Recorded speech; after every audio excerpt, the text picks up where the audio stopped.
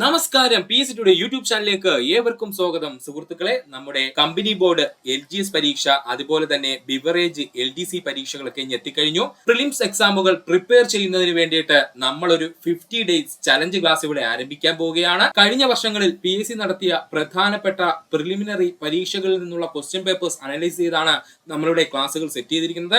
അതുകൊണ്ട് തന്നെ വളരെ വളരെ ഇമ്പോർട്ടന്റ് ആയ ക്ലാസ് ആണിത്.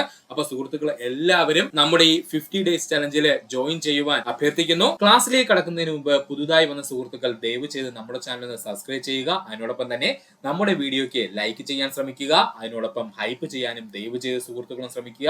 നിങ്ങളുടെ വിലയേറിയ അഭിപ്രായങ്ങൾ കമന്റ് രൂപത്തിൽ രേഖപ്പെടുത്താനും മറക്കരുത്.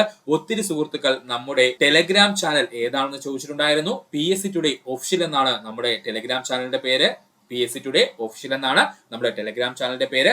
അപ്പൊ നമുക്ക് സമയം കളയേണ്ട, ക്ലാസ്സിലേക്ക് പോകാം. കേരളത്തിലെ പ്രധാന ഭക്ഷ്യ കാർഷിക വിളകൾ ഏതൊക്കെയെന്നുള്ളത് നമ്മുടെ മെയിൻ ടോപ്പിക്കിലോട്ട് നമ്മൾ ചാടിയിട്ടുണ്ട്. നമ്മുടെ ടെക്സ്റ്റ് ബുക്ക് നമ്മൾ പറഞ്ഞു നിർത്തി കഴിഞ്ഞു. ഇനി നമ്മൾ പറയാൻ പോകുന്നതാണ് കേരളത്തിലെ പ്രധാന ഭക്ഷ്യ കാർഷിക വിളകള്. കേരള കാർഷിക ദിനമായി ആചരിക്കുന്നത് ചിങ്ങം 1 കേരള കാർഷിക ദിനമായി നമ്മൾ ആചരിക്കുന്നത് ചിങ്ങം 1. ദേശീയ കാർഷിക ദിനം ഡിസംബർ 23 ചോദിക്കും. ദേശീയ കാർഷിക ദിനം എന്നാണ് ഡിസംബർ 23. കേരളത്തിന്റെ ആകെ കൃഷി വിസ്തൃതിയുടെ ഭൂരിഭാഗവും ഉൾക്കൊള്ളുന്ന വിളകളാണ് നാണ്യവിളകൾ. പലരും തെറ്റിക്കുന്ന പോയിന്റ് ആണ് പറഞ്ഞത്. കേരളത്തിന്റെ ആകെ കൃഷി വിസ്തൃതിയുടെ ഭൂരിഭാഗവും ഉൾക്കൊള്ളുന്ന വിളകൾ ഏതാണ്? നാണ്യവിളകളാണ്, അല്ലാതെ ഭക്ഷ്യവിളകളല്ല. കേരളത്തിൽ കൃഷി ചെയ്യുന്ന പ്രധാനപ്പെട്ട നാണ്യവിളകളാണ് കശുമാവ്, റബ്ബർ, കുരുമുളക്, തെങ്ങ്, ഏലം, തേയില, കാപ്പി എന്നിവ. കേരളത്തിൽ കൃഷി ചെയ്യുന്ന പ്രധാനപ്പെട്ട നാണ്യവിളകൾ, അതായത് ഈ വിളകൾ കൊടുത്താൽ നമുക്ക് പണം ലഭിക്കും കേട്ടോ. ഭക്ഷണം കഴിക്കാനായിട്ടല്ല, നമ്മൾ പണം ഉണ്ടാക്കാൻ വേണ്ടിയിട്ട് കൃഷി ചെയ്യുന്നതിന് നമ്മൾ നാണ്യവിളകൾ എന്ന് പറയുന്നത്. ആ വിളകൾ ഏതൊക്കെയാണ് അപ്പൊ നമ്മുടെ കേരളത്തിൽ പ്രധാനമായിട്ടും ഉള്ളത്? കശുമാവ്, റബ്ബർ, കുരുമുളക്, തെങ്ങ്, ഏലം, തേയില, കാപ്പി എന്നിവയാണ്. കേരളത്തിൽ കൃഷി ചെയ്യുന്ന പ്രധാന ഭക്ഷ്യവിളകളാണ് നെല്ല്, മരിച്ചീനി, പയർവർഗ്ഗങ്ങള്. കേരളത്തിൽ കൃഷി ചെയ്യുന്ന പ്രധാനപ്പെട്ട ഭക്ഷ്യവിളകൾ ഏതൊക്കെയെന്ന് ചോദിച്ചാല് നെല്ല്, മരിച്ചീനി, പയർവർഗ്ഗങ്ങൾ എന്നിവയാണ്. കേരളത്തിൽ ഏറ്റവും കൂടുതൽ ഭൂമി കൃഷി ആവശ്യത്തിന് ഉപയോഗിക്കുന്ന ജില്ല പാലക്കാട് ജില്ല. കേരളത്തിൽ ഏറ്റവും കൂടുതൽ ഭൂമി കാർഷിക അല്ലെങ്കിൽ കൃഷി ആവശ്യത്തിന് ഉപയോഗിക്കുന്ന ജില്ല ചോദിച്ചു കഴിഞ്ഞാൽ അത് പാലക്കാട് ജില്ല. കേരളത്തിലെ ആദ്യത്തെ സമ്പൂർണ്ണ ജൈവ ഗ്രാമം എന്നറിയപ്പെടുന്നത് ഉടുമ്പന്നൂർ, ഇടുക്കി ജില്ല. കേരളത്തിലെ ആദ്യത്തെ സമ്പൂർണ്ണ ജൈവ ഗ്രാമം എന്നറിയപ്പെടുന്നത് ഉടുമ്പന്നൂർ, ഇടുക്കി ജില്ല. കേരളത്തിലെ ആദ്യത്തെ സമ്പൂർണ്ണ ജൈവ പച്ചക്കറി പഞ്ചായത്ത് കഞ്ഞിക്കുഴി, ആലപ്പുഴ ജില്ല. കേരളത്തിലെ ആദ്യത്തെ സമ്പൂർണ്ണ ജൈവ പച്ചക്കറി പഞ്ചായത്ത് എന്നറിയപ്പെടുന്നത് കഞ്ഞിക്കുഴി, ആലപ്പുഴ ജില്ല. കേരളത്തിലെ ആദ്യത്തെ സമ്പൂർണ്ണ വിള ഇൻഷുറൻസ് ജില്ല കാസർഗോഡ് ജില്ല. കേരളത്തിലെ ആദ്യത്തെ സമ്പൂർണ്ണ മാതൃക കന്നുകാലി ഗ്രാമം എന്നറിയപ്പെടുന്നത് മാട്ടുപ്പെട്ടിയാണ്. കേരളത്തിലെ ആദ്യത്തെ മാതൃക കന്നുകാലി ഗ്രാമം എന്നറിയപ്പെടുന്നത് ഏതാണ്? മാട്ടുപ്പെട്ടിയാണ്. ഈ പറഞ്ഞിരിക്കുന്ന പോയിന്റ് മുഴുവനും PSC പ്രീവിയസ് ആയി ചോദിച്ചതാണ് കേട്ടോ. ഒരൊറ്റ പോയിന്റ് പോലും കളയാനില്ല. കേരളത്തിലെ ആദ്യത്തെ മാതൃക കന്നുകാലി ഗ്രാമം ഇപ്പൊ ഏതാ? മാട്ടുപ്പെട്ടിയാണ്, ഓർക്കുക. ഇന്ത്യൻ കാലാവസ്ഥയ്ക്ക് അനുസൃതമായി 3 രീതിയിലുള്ള കൃഷി രീതിയാണ് ഇന്ത്യയിൽ പൊതുവെ കാണപ്പെടുന്നത്. ഇവ നമുക്ക് എല്ലാവർക്കും അറിയാവുന്നതാണ്. ഖാരിഫ് വിളകൾ, റാബി വിളകൾ, സെയ്ദ് വിളകൾ. നമുക്ക് എല്ലാവർക്കും അറിയാം, ഇന്ത്യൻ കാലാവസ്ഥയ്ക്ക് അനുസൃതമായിട്ട് 3 രീതിയിലുള്ള കൃഷി രീതിയാണ് ഇന്ത്യയിൽ പൊതുവെ കാണപ്പെടുന്നത്. ഖാരിഫ് വിളകള്, റാബി വിളകള്, സെയ്ദ് വിളകൾ, ഇങ്ങനെ 3 രീതിയില്. ഖാരിഫ് വിളകൾ, അറബിയിൽ ശരത്കാലം എന്നർത്ഥം വരുന്ന വാക്കാണ് ഖാരിഫ്. പഠിച്ചോളണേ, അറബിയില് ശരത്കാലം എന്നർത്ഥം വരുന്ന വാക്കാണ് ഖാരിഫ്. മൺസൂണിന്റെ ആരംഭകാലത്ത് വിളവിറക്കുകയും മൺസൂണിന്റെ പിൻവാങ്ങൽ കാലത്ത് വിളവെടുക്കുകയും ചെയ്യുന്ന കൃഷിരീതിയാണ് ഖാരിഫ് വിളകൾ എന്ന് പറഞ്ഞു കഴിഞ്ഞാല് തെറ്റിപ്പോവല്ലേ. മൺസൂണിന്റെ ആരംഭം, അതായത് മഴയുടെ ആരംഭത്തിൽ നമ്മൾ വിളവിറക്കും. മൺസൂണിന്റെ പിൻവാങ്ങൽ കാലത്ത്, അതായത് മൺസൂൺ കഴിഞ്ഞതോടുകൂടി നമ്മൾ വിളവെടുക്കുകയും ചെയ്യും. ഇതിനെയാണ് ഖാരിഫ് വിളകൾ എന്ന പേരിൽ അറിയപ്പെടുന്നത്. ജൂൺ മാസത്തിൽ ആരംഭിച്ച് നവംബർ മാസത്തെ ആദ്യ വാരത്തിൽ വിളവെടുക്കുന്ന കൃഷിരീതി എന്ന് ചോദിച്ചാൽ അത് ഖാരിഫ് വിളകളുടെ കൃഷിരീതിയാണ്. നമുക്കറിയാം, ജൂൺ മാസമാകുമ്പോൾ നമ്മുടെ കേരളത്തിലൊക്കെ നല്ല മഴ വരും അല്ലെ. ആ മഴ നവംബർ മാസത്തിലായിരിക്കും എന്ത് ചെയ്യുന്നത്? അവസാനിക്കുന്നത്. അതായത് ഇടയ്ക്കൊരു ഗ്യാപ്പ് ഉണ്ട്, അതിനുശേഷം നവംബർ മാസത്തിൽ എന്ത് ചെയ്യും? അവസാനിക്കും. അപ്പൊ ഈ ഒരു സമയത്ത് എന്ത് ചെയ്യും? നമ്മൾ വിളവെടുക്കുകയും ചെയ്യുന്ന കൃഷിരീതി അറിയപ്പെടുന്ന പേരാണ് ഖാരിഫ് വിള കൃഷിരീതി എന്നുള്ളത്. മൺസൂൺ വിളകൾ എന്നും ശരത്കാല വിളകൾ എന്നും അറിയപ്പെടുന്നത് ആരെന്ന് ചോദിച്ചാൽ അത് ഖാരിഫ് വിളകളാണ്. ഇത് രണ്ടും PSC ചോദിച്ചിട്ടുള്ളതാണ്. മൺസൂൺ വിളകൾ എന്നും ശരത്കാല വിളകൾ എന്നും അറിയപ്പെടുന്നത് ഖാരിഫ് വിളകളാണ്. മഴ ലഭ്യതയുടെ ഏറ്റക്കുറച്ചിലുകൾ ഖാരിഫ് വിളകളുടെ ഉൽപാദനത്തെ സ്വാധീനിക്കുന്നു. പഠിച്ചോളനെ, മഴ ലഭ്യതയുടെ ഏറ്റക്കുറച്ചിലുകൾ ഖാരിഫ് വിളയുടെ ഉൽപാദനത്തെ സ്വാധീനിക്കുന്നു. ഖാരിഫ് വിളകൾക്ക് ചൂടുള്ള കാലാവസ്ഥയിൽ വലിയ അളവിൽ ജലം ആവശ്യമായി വരുന്നു. ഖാരിഫ് വിളകൾക്ക് ചൂടുള്ള കാലാവസ്ഥയിലാണെങ്കിൽ വളരെ വലിയ അളവിലുള്ള ജലം ആവശ്യമായി വരുന്നു. അപ്പൊ ഇത്രയും സുഹൃത്തുക്കളെ ഓർക്കുക. ഇനി പ്രധാനപ്പെട്ട ഖാരിഫ് വിളകൾ ഏതൊക്കെയാ സുഹൃത്തുക്കളെ? ഇതാണ് PSC ചോദിക്കുന്നത്. നെല്ല്, ചോളം, പരുത്തി, തിനവിള, ചണം, കരിമ്പ്, നിലക്കടല. ഇത്രയെങ്കിലും പഠിച്ചു വെച്ചോളണേ. പ്രധാനപ്പെട്ട ഖാരിഫ് വിളകൾ ഏതൊക്കെയാ? നെല്ല്, ചോളം, പരുത്തി, തിനവിളകൾ, ചണം, കരിമ്പ്, നിലക്കടല എന്നിവയാണ്.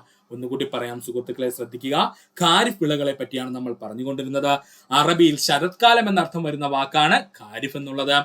മൺസൂണിന്റെ ആരംഭകാലത്ത് വിളവിറക്കുകയും മൺസൂണിന്റെ പിൻവാങ്ങൽ കാലത്ത് വിളവെടുക്കുകയും ചെയ്യുന്ന വിളകളാണ് ഖാരിഫ് വിളകൾ. സിമ്പിൾ ആയിട്ട് പറഞ്ഞു കഴിഞ്ഞാൽ മഴയുടെ ആരംഭത്തോടു കൂടി നമ്മൾ വിത്ത് വിതച്ച് വിളവിറക്കും.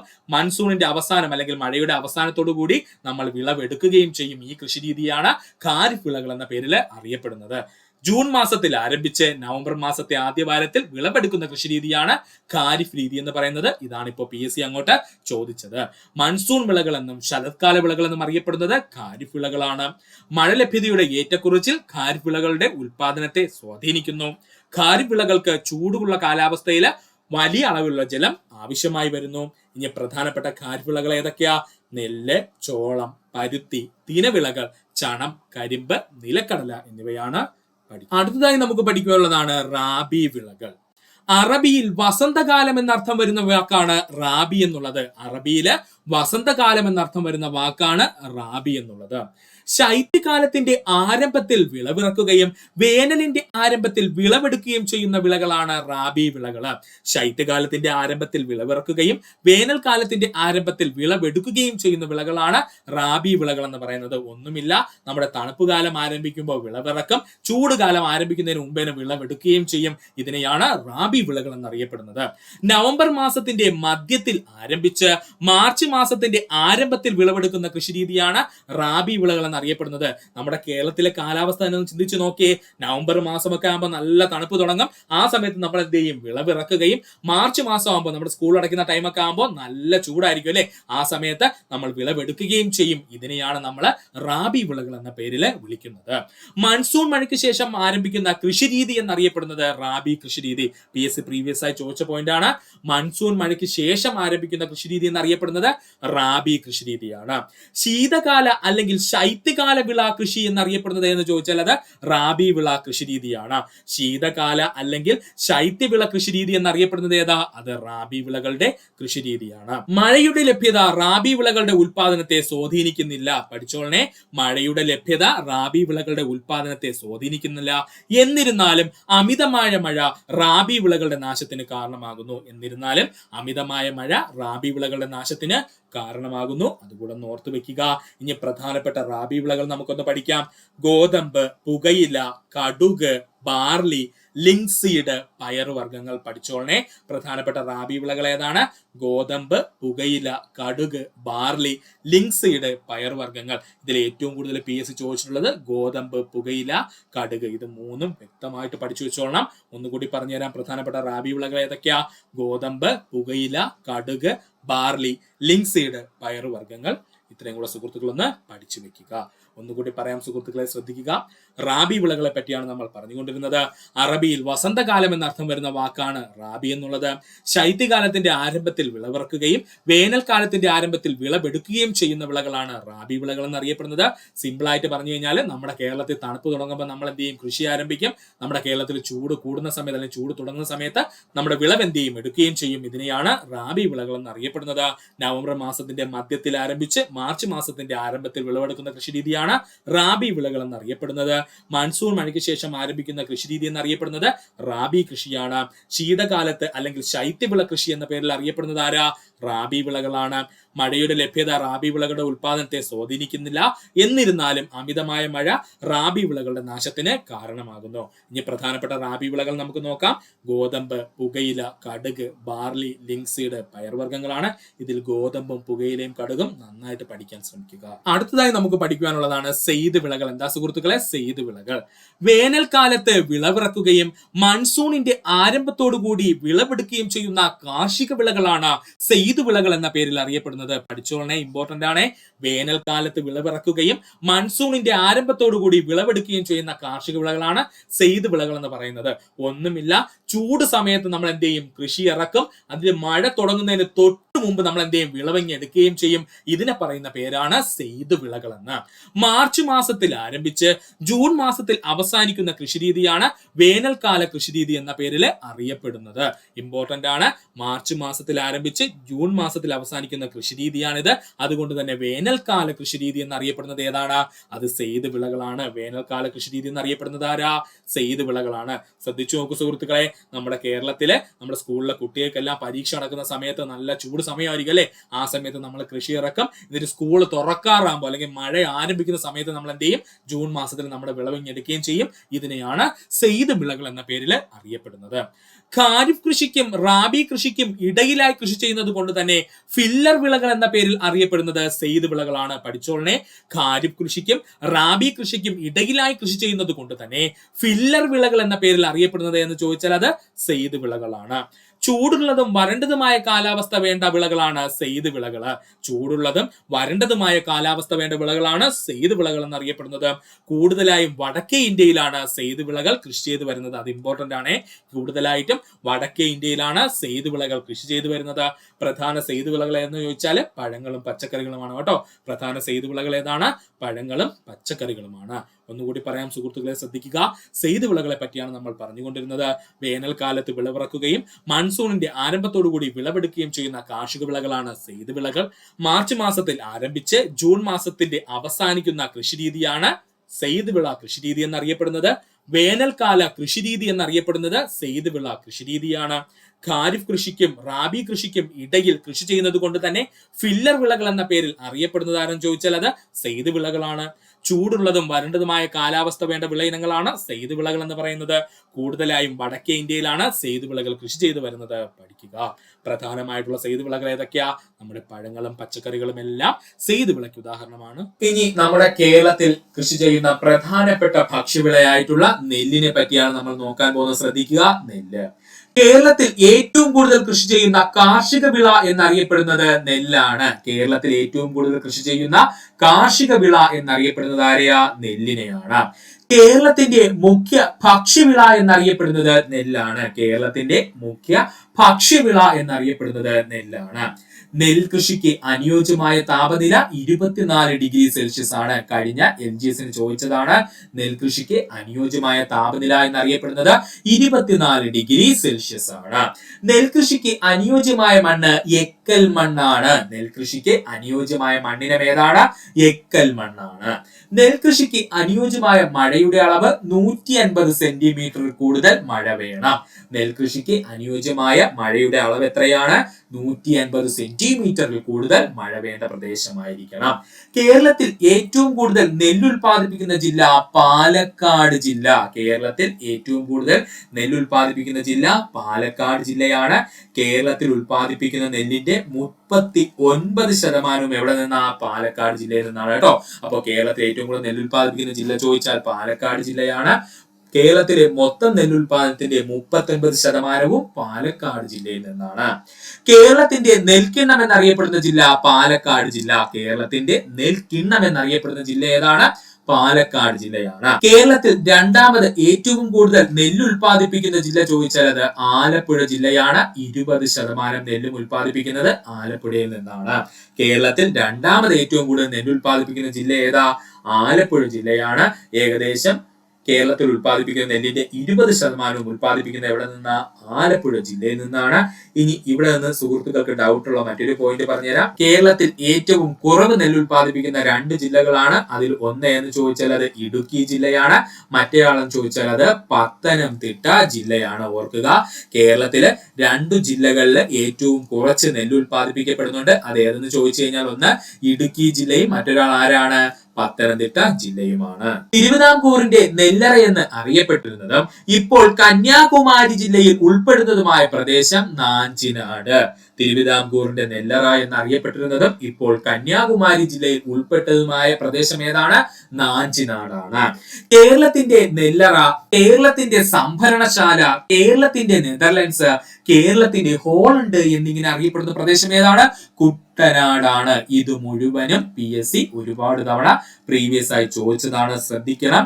കേരളത്തിന്റെ നെല്ലറ, കേരളത്തിന്റെ സംഭരണശാല, കേരളത്തിന്റെ നെതർലൻഡ്സ്, കേരളത്തിന്റെ ഹോളണ്ട് എന്നീ പേരുകളിൽ അറിയപ്പെടുന്ന പ്രദേശം ഏതാണ്? നമ്മുടെ കുട്ടനാടാണ്. കേരളത്തിലെ തീരപ്രദേശങ്ങളിൽ മുഖ്യമായും കൃഷി ചെയ്യുന്ന 2 വിളകളിൽ ഒന്നായിരുന്നു ചോദിച്ചാൽ നെല്ല്, രണ്ടാമത്തെ ആളായിരുന്നു ചോദിച്ചു കഴിഞ്ഞാൽ അത് തെങ്ങാണ്. ഇത് PSC ചോദിച്ചിട്ടുണ്ട്. കേരളത്തിലെ തീരപ്രദേശങ്ങളിൽ മുഖ്യമായും കൃഷി ചെയ്യുന്ന 2 വിളകളിൽ ഒന്നാമതാരാണ്? നെല്ലാണ്. രണ്ടാമതാരാണ്? തെങ്ങാണ്. കൈപ്പാട് പാടശേഖരങ്ങൾക്ക് പ്രസിദ്ധമായ കേരളത്തിലെ ജില്ലകൾ ചോദിച്ചു കഴിഞ്ഞാൽ അത് കോഴിക്കോട്, കണ്ണൂര്, കാസർഗോഡ് ജില്ലകളാണ്. കൈപ്പാട് പാടശേഖരങ്ങൾക്ക് പ്രസിദ്ധമായ കേരളത്തിലെ ജില്ലകൾ ചോദിച്ചാൽ കോഴിക്കോട് ജില്ല, കണ്ണൂർ ജില്ല, കാസർഗോഡ് ജില്ല. സമുദ്രനിരപ്പിൽ നിന്നും താഴെ സ്ഥിതി ചെയ്യുന്ന വയൽപ്പാടങ്ങൾ അറിയപ്പെടുന്നത് കോൾ നിലങ്ങൾ എന്നാണ്. സമുദ്രനിരപ്പിൽ നിന്നും താഴെ സ്ഥിതി ചെയ്യുന്ന വയൽപ്പാടങ്ങൾ അറിയപ്പെടുന്ന പേരെന്താണ്? കോൾ നിലങ്ങൾ എന്നാണ്. കേരളത്തിൽ കോൾ നിലങ്ങൾ കാണപ്പെടുന്ന പ്രധാന ജില്ലകൾ തൃശൂർ ജില്ലയും മലപ്പുറം ജില്ലയും. പലരും ആലപ്പുഴ ജില്ല എന്ന് എഴുതി വയ്ക്കും, തെറ്റാണ്. നമുക്കറിയാം കുട്ടനാട് എന്ന് പറയുന്നത് നമ്മുടെ സമുദ്രനിരപ്പിൽ നിന്ന് താഴെയാണ്. എന്നാൽ കുട്ടനാടിൽ കോൾ നിലങ്ങളൊന്നും ഇല്ല, ശ്രദ്ധിക്കുക. കേരളത്തിൽ കോൾ നിലങ്ങൾ കാണപ്പെടുന്ന പ്രധാനപ്പെട്ട ജില്ലകൾ ചോദിച്ചാൽ ഒന്ന് തൃശൂർ ജില്ലയും മറ്റൊന്ന് മലപ്പുറം ജില്ലയുമാണ്. കോൾ നിലങ്ങൾ സമുദ്രനിരപ്പിൽ നിന്ന് താഴെ ആയതുകൊണ്ട് തന്നെ ഇവിടെ ഉപ്പിന്റെ സാന്നിധ്യം കൂടുതലായിട്ട് കാണപ്പെടും കേട്ടോ ഈ കോൾ നിലങ്ങൾ. അത് തന്നെയാണ് അവിടെ ഏറ്റവും വലിയ പ്രത്യേകത. അപ്പോൾ കേരളത്തിൽ കോൾ നിലകൾ കാണപ്പെടുന്ന ജില്ലകൾ ഏതൊക്കെയാ? തൃശൂർ ജില്ലയും മലപ്പുറം ജില്ലയും. ബുദ്ധിമാന്റെ നെല്ല് എന്നറിയപ്പെടുന്ന നെല്ലിനം പൊക്കാളി. കഴിഞ്ഞ LGSന്റെ ക്വസ്റ്റ്യൻ ആയിരുന്നു. ബുദ്ധിമാന്റെ നെല്ല് എന്നറിയപ്പെടുന്ന നെല്ലിനം ഏതാണ്? പൊക്കാളിയാണ്. വെള്ളപ്പൊക്കം ഉണ്ടാകാറുള്ള പ്രദേശങ്ങളിലും ലവണ സാന്നിധ്യം കൂടുതലുള്ള പ്രദേശങ്ങളിലും കൃഷി ചെയ്യുന്ന നെല്ലിനം പൊക്കാളി. വെള്ളപ്പൊക്കം ഉണ്ടാകാറുള്ള പ്രദേശങ്ങളിലും ലവണ സാന്നിധ്യം കൂടുതലായുള്ള പ്രദേശങ്ങളിലും കൃഷി ചെയ്യുന്ന നെല്ലിനം എന്ത് പേരിലാണ് അറിയപ്പെടുന്നത്? പൊക്കാളി എന്നാണ്. പൊക്കാളി കൃഷിക്ക് പ്രസിദ്ധമായ കേരളത്തിലെ ജില്ല തൃശൂർ ജില്ല. പൊക്കാളി കൃഷിക്ക് പ്രസിദ്ധമായ കേരളത്തിലെ ജില്ല ഏതാണ്? തൃശൂർ ജില്ലയാണ്. പടുവം എന്നറിയപ്പെടുന്ന നെൽവയലുകൾ കാണപ്പെടുന്ന കേരളത്തിലെ ജില്ല തിരുവനന്തപുരം ജില്ല. പടുവം എന്നറിയപ്പെടുന്ന നെൽവയലുകൾ കാണപ്പെടുന്ന കേരളത്തിലെ ജില്ല ഏതാണ്? തിരുവനന്തപുരം ജില്ലയാണ്. ഇനി നമ്മൾ നോക്കാൻ പോകുന്നത് കേരളത്തിലെ പ്രധാനപ്പെട്ട നെൽകൃഷി രീതികളാണ്. കേരളത്തിലെ പ്രധാനപ്പെട്ട നെൽകൃഷി രീതികൾ. കേരളത്തിലെ പ്രധാന നെൽകൃഷി രീതികളാണ് വിരിപ്പ്, മുണ്ടകൻ, പുഞ്ച. കേരളത്തിലെ പ്രധാനപ്പെട്ട നെൽകൃഷി രീതികൾ 3 വിരിപ്പ്, മുണ്ടകൻ, പുഞ്ച എന്നിങ്ങനെയാണ്. ആദ്യമായി നമ്മൾ നോക്കാൻ പോകുന്നത് വിരിപ്പിനെ പറ്റിയിട്ടാണ്. ഖാരിഫ് വിളകളെന്നും ശരത്കാല വിളകളെന്നും അറിയപ്പെടുന്ന കൃഷിരീതി ഏതാണ്? വിരിപ്പാണ്. ഖാരിഫ് വിളകളെന്നും ശരത്കാല വിളകളെന്നും അറിയപ്പെടുന്ന കൃഷിരീതി ഏതാണ്? വിരിപ്പാണ്. ഏപ്രിൽ മെയ് മാസം വരെ വിളവിറക്കുകയും സെപ്റ്റംബർ ഒക്ടോബർ മാസങ്ങളിൽ വിളവെടുക്കുകയും ചെയ്യുന്ന കൃഷിരീതിയാണ് വിരിപ്പ് എന്നറിയപ്പെടുന്നത്.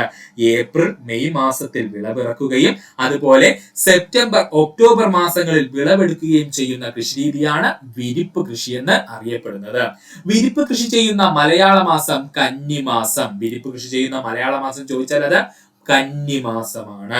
വിരിപ്പ് സമയത്ത് കേരളത്തിൽ ഏറ്റവും കൂടുതൽ നെല്ല് ഉൽപ്പാദിപ്പിക്കുന്ന ജില്ല പാലക്കാട് ജില്ല. വിരിപ്പ് സമയത്ത് കേരളത്തിൽ ഏറ്റവും കൂടുതൽ നെല്ല് ഉൽപ്പാദിപ്പിക്കുന്ന ജില്ല ഏതാണ്? പാലക്കാട് ജില്ലയാണ്. ഇത് മറ്റൊരു രീതിയിലും ചോദിക്കാം. വിരിപ്പ് നെൽകൃഷി രീതി കൂടുതലായി ചെയ്യുന്ന ജില്ല എന്ന് ചോദിച്ചാൽ അത് പാലക്കാട് ജില്ലയാണ്. ഓർക്കണം, വിരിപ്പ് എന്ന നെൽകൃഷി കൂടുതലായി ചെയ്യുന്ന കേരളത്തിലെ ജില്ല എന്ന് ചോദിച്ചാൽ അത് പാലക്കാട് ജില്ലയാണ്.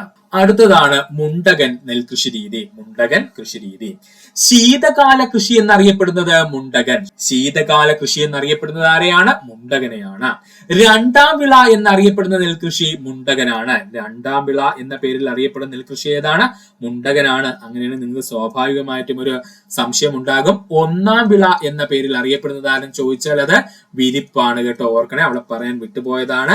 വിരിപ്പിനെയാണ് നമ്മൾ ഒന്നാം വിള കൃഷി രീതി എന്നറിയപ്പെടുന്നത്. ഇപ്പൊ രണ്ടാം വിള കൃഷി എന്നറിയപ്പെടുന്നത് ആരെയാണ്? മുണ്ടകനെയാണ്. മുണ്ടകൻ കൃഷിയിൽ സെപ്റ്റംബർ ഒക്ടോബർ മാസത്തിൽ വിളവിറക്കുകയും ഡിസംബർ ജനുവരി മാസത്തിൽ വിളവെടുക്കുകയും ചെയ്യും. മുണ്ടകൻ കൃഷി എന്ന് പറയുന്നത് സെപ്റ്റംബർ ഒക്ടോബർ മാസത്തിൽ വിളവിറക്കുകയും ഡിസംബർ ജനുവരി മാസത്തിൽ വിളവെടുക്കുകയും ചെയ്യുന്നു. മുണ്ടകൻ സമയത്ത് കേരളത്തിൽ ഏറ്റവും കൂടുതൽ നെല്ലുൽപാദിപ്പിക്കുന്ന ജില്ല പാലക്കാട് ജില്ല. മുണ്ടകൻ സമയത്ത് കേരളത്തിൽ ഏറ്റവും കൂടുതൽ നെല്ലുൽപാദിപ്പിക്കുന്ന ജില്ല ചോദിച്ചു കഴിഞ്ഞാൽ അത് പാലക്കാട് ജില്ലയാണ്. ചിലപ്പോൾ സ്റ്റേറ്റ്മെന്റ് ലെവലിൽ ചോദിക്കും. മുണ്ടകൻ, വിരിപ്പ് എന്നീ നെൽകൃഷി കാലഘട്ടങ്ങളിൽ കേരളത്തിൽ ഏറ്റവും കൂടുതൽ നെല്ലുൽപാദിപ്പിക്കുന്ന ജില്ല ചോദിച്ചാൽ അപ്പോൾ ആരാണ്? പാലക്കാട് ജില്ലയാണ്. അടുത്തതാണ് പുഞ്ച കൃഷി. എന്താണ്? പുഞ്ച നെൽകൃഷി. വേനൽക്കാല കൃഷി രീതി അറിയപ്പെടുന്ന പേര് പുഞ്ച കൃഷി. വേനൽക്കാല കൃഷി രീതി അറിയപ്പെടുന്ന പേരാണ് പുഞ്ച കൃഷി. മൂന്നാം വിള എന്ന പേരിൽ അറിയപ്പെടുന്ന നെൽകൃഷി പുഞ്ച കൃഷി. മൂന്നാം വിള എന്ന പേരിൽ അറിയപ്പെടുന്ന നെൽകൃഷി പുഞ്ച കൃഷിയാണ്. പുഞ്ച കൃഷി ഡിസംബർ ജനുവരി മാസത്തിൽ വിളവിറക്കുകയും മാർച്ച് ഏപ്രിൽ മാസങ്ങളിൽ വിളവെടുക്കുകയും ചെയ്യുന്നു. പുഞ്ച കൃഷിയില് ഡിസംബർ ജനുവരി മാസത്തിൽ നമ്മൾ വിളവിറക്കുകയും മാർച്ച് ഏപ്രിൽ മാസങ്ങളിൽ നമ്മൾ വിളവെടുക്കുകയും ചെയ്യുന്നു. പുഞ്ച കൃഷിയുടെ സമയത്ത് കേരളത്തിൽ ഏറ്റവും കൂടുതൽ നെല്ലുൽപാദിപ്പിക്കുന്ന ജില്ല ആലപ്പുഴ ജില്ല. പുഞ്ച കൃഷിയുടെ സമയത്ത് കേരളത്തിൽ ഏറ്റവും കൂടുതൽ നെല്ലുൽപാദിപ്പിക്കുന്ന ജില്ല ആരാണ്? ആലപ്പുഴ ജില്ലയാണ്. ഇനി നമുക്ക് നോക്കുവാനുള്ളതാണ് കേരളത്തിലെ പ്രധാന നെല്ലിനങ്ങൾ. കേരളത്തിലെ പ്രധാന നെല്ലിനങ്ങൾ ഏതൊക്കെയാണവ? ഏഴോം, സുവർണ, രോഹിണി, ത്രിവേണി, ജ്യോതി, അന്നപൂർണ, കൈരളി, കാർത്തിക, അരുണ, രേവതി, ഓണം, വർഷ, ചിങ്ങം, ജയ, ശബരി, പവിഴ, വൈറ്റില 1, 2, നിള, കൊട്ടാരക്കര 1, വെള്ളപ്പൊന്നി. കേരളത്തിലെ പ്രധാനപ്പെട്ട നെല്ലിനങ്ങൾ ചോദിച്ചു കഴിഞ്ഞാൽ ഏഴോം, സുവർണ, രോഹിണി, ത്രിവേണി, ജ്യോതി, അന്നപൂർണ, കൈരളി, കാർത്തിക, അരുണ, രേവതി, ഓണം, വർഷ, ചിങ്ങം, ജയ, ശബരി, പവിഴ, വൈറ്റില 1, 2, നിള, കൊട്ടാരക്കര 1, വെള്ളപ്പൊന്നി എന്നിവയാണ്. കേരളത്തിലെ പ്രശസ്തമായിട്ടുള്ള ഔഷധ നെല്ലിനങ്ങൾ ഏതെന്ന് ചോദിച്ചു കഴിഞ്ഞാൽ ശ്രദ്ധിക്കുക. ജീരകശാല, ഗന്ധകശാല, നവര, ചെന്നല്ല്, കൗങ്ങിൻ പൂത്താല, കയാമ, വെളുമ്പല, ചൊമല, പൂക്കിലത്തരി എന്നിവയാണ് കേരളത്തിലെ പ്രധാനപ്പെട്ട ഔഷധ നെല്ലിനങ്ങൾ ഏതെന്ന് ചോദിച്ചു കഴിഞ്ഞാൽ അത് ജീരകശാല, ഗന്ധകശാല, നവര, ചെന്നല്ല്, കൗങ്ങിൻ പൂത്താല, കയാമ, വെളുമ്പല, ചൊമല, പൂക്കിലത്തരി എന്നിവയാണ്. ഇത്രയും പഠിക്കാൻ ബുദ്ധിമുട്ടുള്ള സുഹൃത്തുക്കൾ PSC ഇപ്പൊ ചോദിക്കുന്ന പ്രധാനപ്പെട്ട നെല്ലിനമെങ്കിലും പഠിച്ചു വെക്കുക. അത് മാത്രം സെപ്പറേറ്റ് കൊടുത്തിട്ടുണ്ട്, ശ്രദ്ധിക്കുക. അവ ഏതൊക്കെയെന്ന് ചോദിച്ചാൽ കൗങ്ങിൻ പൂത്താല, രോഹിണി, ജീരകശാല, ഗന്ധകശാല, നവര, അന്നപൂർണ, ശബരി, പവിഴ, വെള്ളപ്പൊന്നി, നിള, ത്രിവേണി, അതിനോടൊപ്പം ചിങ്ങം എന്നിവ എന്താണ്? പ്രധാനപ്പെട്ട നെല്ലിനങ്ങളാണ്. ഇത് ഈ ഒരു 2015 മുതൽ 2025 വരെയുള്ള കാലഘട്ടത്തില് 10 വർഷം PSC ചോദിച്ചുള്ള നെല്ലിനങ്ങളാണ് കേട്ടോ. അവ ഏതൊക്കെയാണ്? കൗങ്ങിൻ പൂത്താല, രോഹിണി, ജീരകശാല, ഗന്ധകശാല, നവര, അന്നപൂർണ, ശബരി, പവിഴ, വെള്ളപ്പൊന്നി, നിള, ത്രിവേണി എന്നിവയാണ്. അതിനോടൊപ്പം തന്നെ ചിങ്ങം കൂടെ ഒന്ന് ഓർത്തു വെച്ചിരിക്കുക. ഇനി നമുക്ക് പഠിക്കുവാനുള്ളത് നെല്ലിനവുമായി ബന്ധപ്പെട്ട് PSC ചോദിച്ച ചോദ്യങ്ങളാണ്. നെല്ലിനവുമായി ബന്ധപ്പെട്ട് PSC ചോദിച്ച ചോദ്യങ്ങൾ. കൗങ്ങിൻ പൂത്താല എന്ന സുഗന്ധ നെല്ലിനം വികസിപ്പിച്ചെടുത്ത സ്ഥാപനം കേരള കാർഷിക സർവകലാശാല. കൗങ്ങിൻ പൂത്താല എന്ന സുഗന്ധ നെല്ലിനം വികസിപ്പിച്ചെടുത്ത സ്ഥാപനം ഏതാണ്? കേരള കാർഷിക സർവകലാശാലയാണ്. കേരള കാർഷിക സർവകലാശാല വികസിപ്പിച്ചെടുത്ത ആദ്യ നെല്ലിനം ജൈവയാണ്. കേരള കാർഷിക സർവകലാശാല വികസിപ്പിച്ചെടുത്ത ആദ്യത്തെ ജൈവ നെല്ലിനം എന്നറിയപ്പെടുന്നത് ജൈവയാണ്. കേരളത്തിൽ ഉപ്പിന്റെ അംശമുള്ള സ്ഥലങ്ങളെ കൃഷി ചെയ്യുവാൻ കഴിയുന്ന അത്യുൽപാദന ശേഷിയുള്ള നെല്ലിനം ഏഴോമാണ്. കേരളത്തിൽ ഉപ്പിന്റെ അംശമുള്ള സ്ഥലങ്ങളിൽ കൃഷി ചെയ്യുവാൻ കഴിയുന്ന അത്യുൽപാദന ശേഷിയുള്ള നെല്ലിനം ഏതാണ്? ഏഴോമാണ്. വൈറ്റമിൻ എ സമ്പുഷ്ടമായ നെല്ലിനം സുവർണ. വൈറ്റമിൻ എ സമ്പുഷ്ടമായിട്ടുള്ള നെല്ലിനം ഏതാണ്? സുവർണയാണ്. വെള്ളക്കെട്ടുള്ള സ്ഥലങ്ങളിൽ കൃഷി ചെയ്യുന്ന കേരളത്തിലെ നെല്ലിനമാണ് കൗങ്ങിൻ പൂത്താല. വെള്ളക്കെട്ടുള്ള സ്ഥലങ്ങളിൽ കൃഷി ചെയ്യുന്ന കേരളത്തിലെ നെല്ലിനം ഏതെന്ന് ചോദിച്ചു കഴിഞ്ഞാൽ അത് കൗങ്ങിൻ പൂത്താലയാണ്.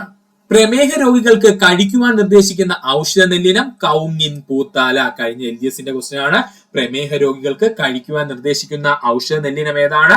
കൗങ്ങിൻ പൂത്താലയാണ്. കേരളത്തിൽ കൃഷി ചെയ്യുന്ന പ്രധാന ഔഷധ ഗുണമുള്ള നെല്ലിനമാണ് നവര. കേരളത്തിൽ കൃഷി ചെയ്യുന്ന പ്രധാന ഔഷധ ഗുണമുള്ള നെല്ലിനം ഏതാണ്? നവരയാണ്. വയനാട് ജില്ലയുടെ പരമ്പരാഗത സുഗന്ധ നെല്ലിനങ്ങളാണ് ജീരകശാല, ഗന്ധകശാല. വയനാട് ജില്ലയുടെ പരമ്പരാഗത സുഗന്ധ നെല്ലിനങ്ങളാണ് ജീരകശാലയും ഗന്ധകശാലയും.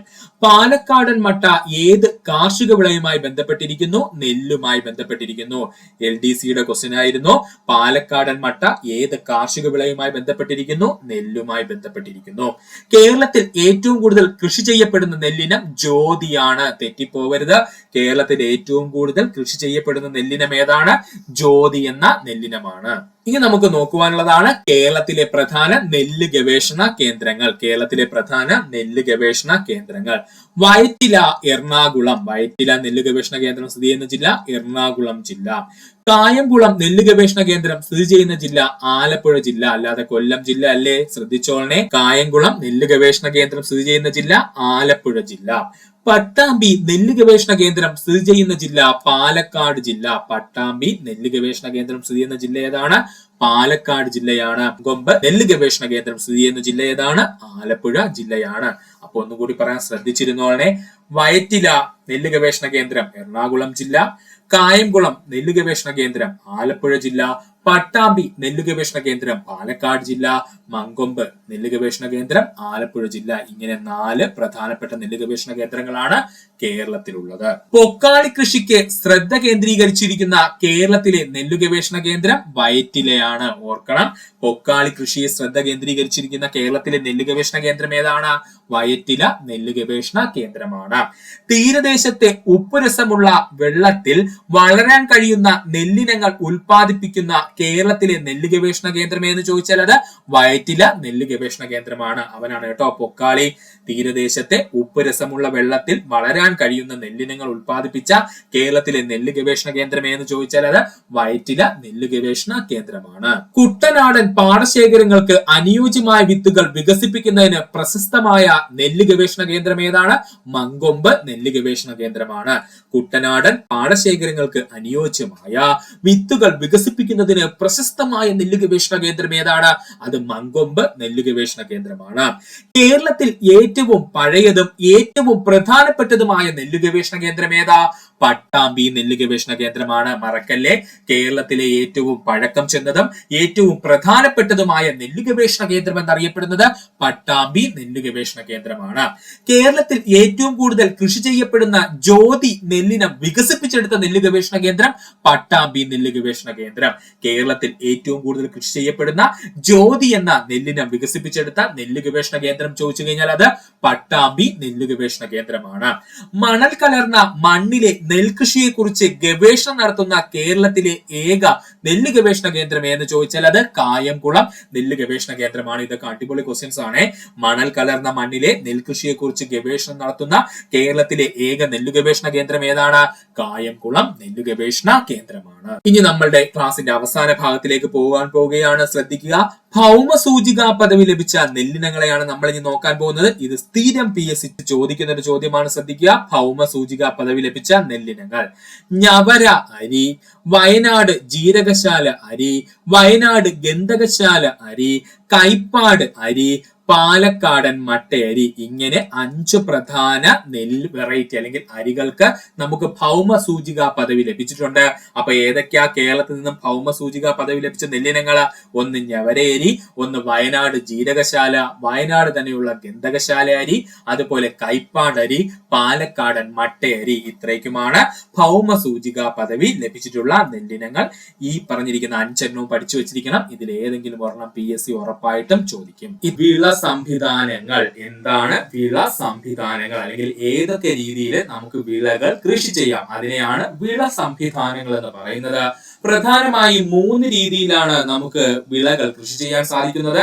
ഒന്ന് ഏകവിള കൃഷി രീതി, രണ്ടാമത്തേത് ബഹുവിള കൃഷി രീതി, മൂന്നാമത്തേത് റെഡ് ടൂൺ കൃഷിയാണ്. ഓർക്കണം, വിള സംവിധാനങ്ങൾ എന്ന് പറഞ്ഞു കഴിഞ്ഞാൽ ഏതൊക്കെ രീതിയിൽ നമുക്ക് വിളകളെ കൃഷി ചെയ്യാം എന്നുള്ളതാണ് ഉദ്ദേശിക്കുന്നത്. ഇതിൽ 3 പ്രധാനപ്പെട്ട തരങ്ങളുണ്ട്. അവ ഏതൊക്കെയാ?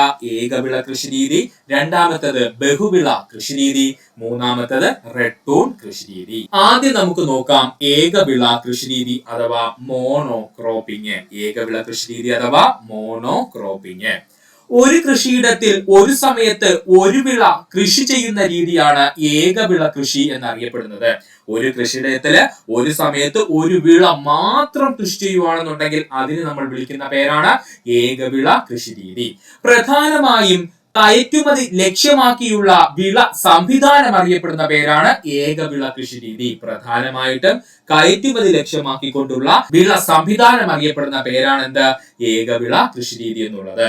ഒരു വിള മാത്രമായതിനാൽ നടീൽ, പരിപാലനം, വിളവെടുപ്പ് എന്നിവ സുഗമമായ രീതിയിൽ നടത്തുവാൻ സാധിക്കും. ഏതിൽ? ഏകവിള കൃഷി രീതിയിൽ. ഒരു വിള മാത്രമായതിനാൽ നടീൽ, പരിപാലനം, വിളവെടുപ്പ് എന്നിവ സുഗമമായ രീതിയിൽ നടത്തുവാൻ സാധിക്കും. ഏതിൽ? ഏകവിള കൃഷി രീതിയിൽ. കൃഷിയിടത്തിലെ ലാഭം വർദ്ധിപ്പിക്കാൻ കഴിയുമെന്നതാണ് ഇതിന്റെ ഏറ്റവും പ്രധാനപ്പെട്ട നേട്ടം. ഇതൊക്കെ സ്റ്റേറ്റ്മെന്റ് ലെവലിൽ ചോദിക്കാൻ സാധ്യതയുണ്ട്. അപ്പോ കൃഷിയിടത്തിലെ ലാഭം വർദ്ധിപ്പിക്കുവാൻ കഴിയുമെന്നുള്ളതാണ് ഏകവിള കൃഷി രീതിയുടെ ഏറ്റവും പ്രധാനപ്പെട്ട നേട്ടം എന്ന് പറയുന്നത്. ഏകവിള കൃഷി രീതി കീടബാധ സാധ്യത വർദ്ധിപ്പിക്കുന്നതിന് കാരണമാകുന്നു. ഏകവിള കൃഷി രീതി കീടബാധ സാധ്യത വർദ്ധിപ്പിക്കുന്നതിന് കാരണമാകുന്നു. ഇവയ്ക്ക് പ്രധാനപ്പെട്ട ഉദാഹരണം ചോദിച്ചു കഴിഞ്ഞാൽ റബ്ബർ, തേയില, മരിച്ചീനി എന്നിവയാണ്. ഇപ്പൊ റബ്ബറിന്റെ കേസ് തന്നെ നമുക്ക് എടുക്കാം. ഒരു റബ്ബറിന് എന്തെങ്കിലും ഒരു പ്രശ്നം ഉണ്ടായി കഴിഞ്ഞാൽ ആ ഏരിയയിലുള്ള മുഴുവൻ റബ്ബറിനെ അത് വളരെ വേഗം ബാധിക്കും അല്ലെ, ഈ ഏകവിള കൃഷി രീതിയാണെന്നുണ്ടെങ്കിൽ. അപ്പോ ഏകവിള കൃഷി രീതിയുടെ ഏറ്റവും വലിയ പോരായ്മ എന്തെന്ന് ചോദിച്ചു കഴിഞ്ഞാൽ കീടബാധ സാധ്യത വർദ്ധിപ്പിക്കുന്നതിന് പ്രധാനപ്പെട്ട കാരണം എന്തെന്ന് ചോദിച്ചു കഴിഞ്ഞാൽ അത് ഏകവിള കൃഷി രീതിയാണ്.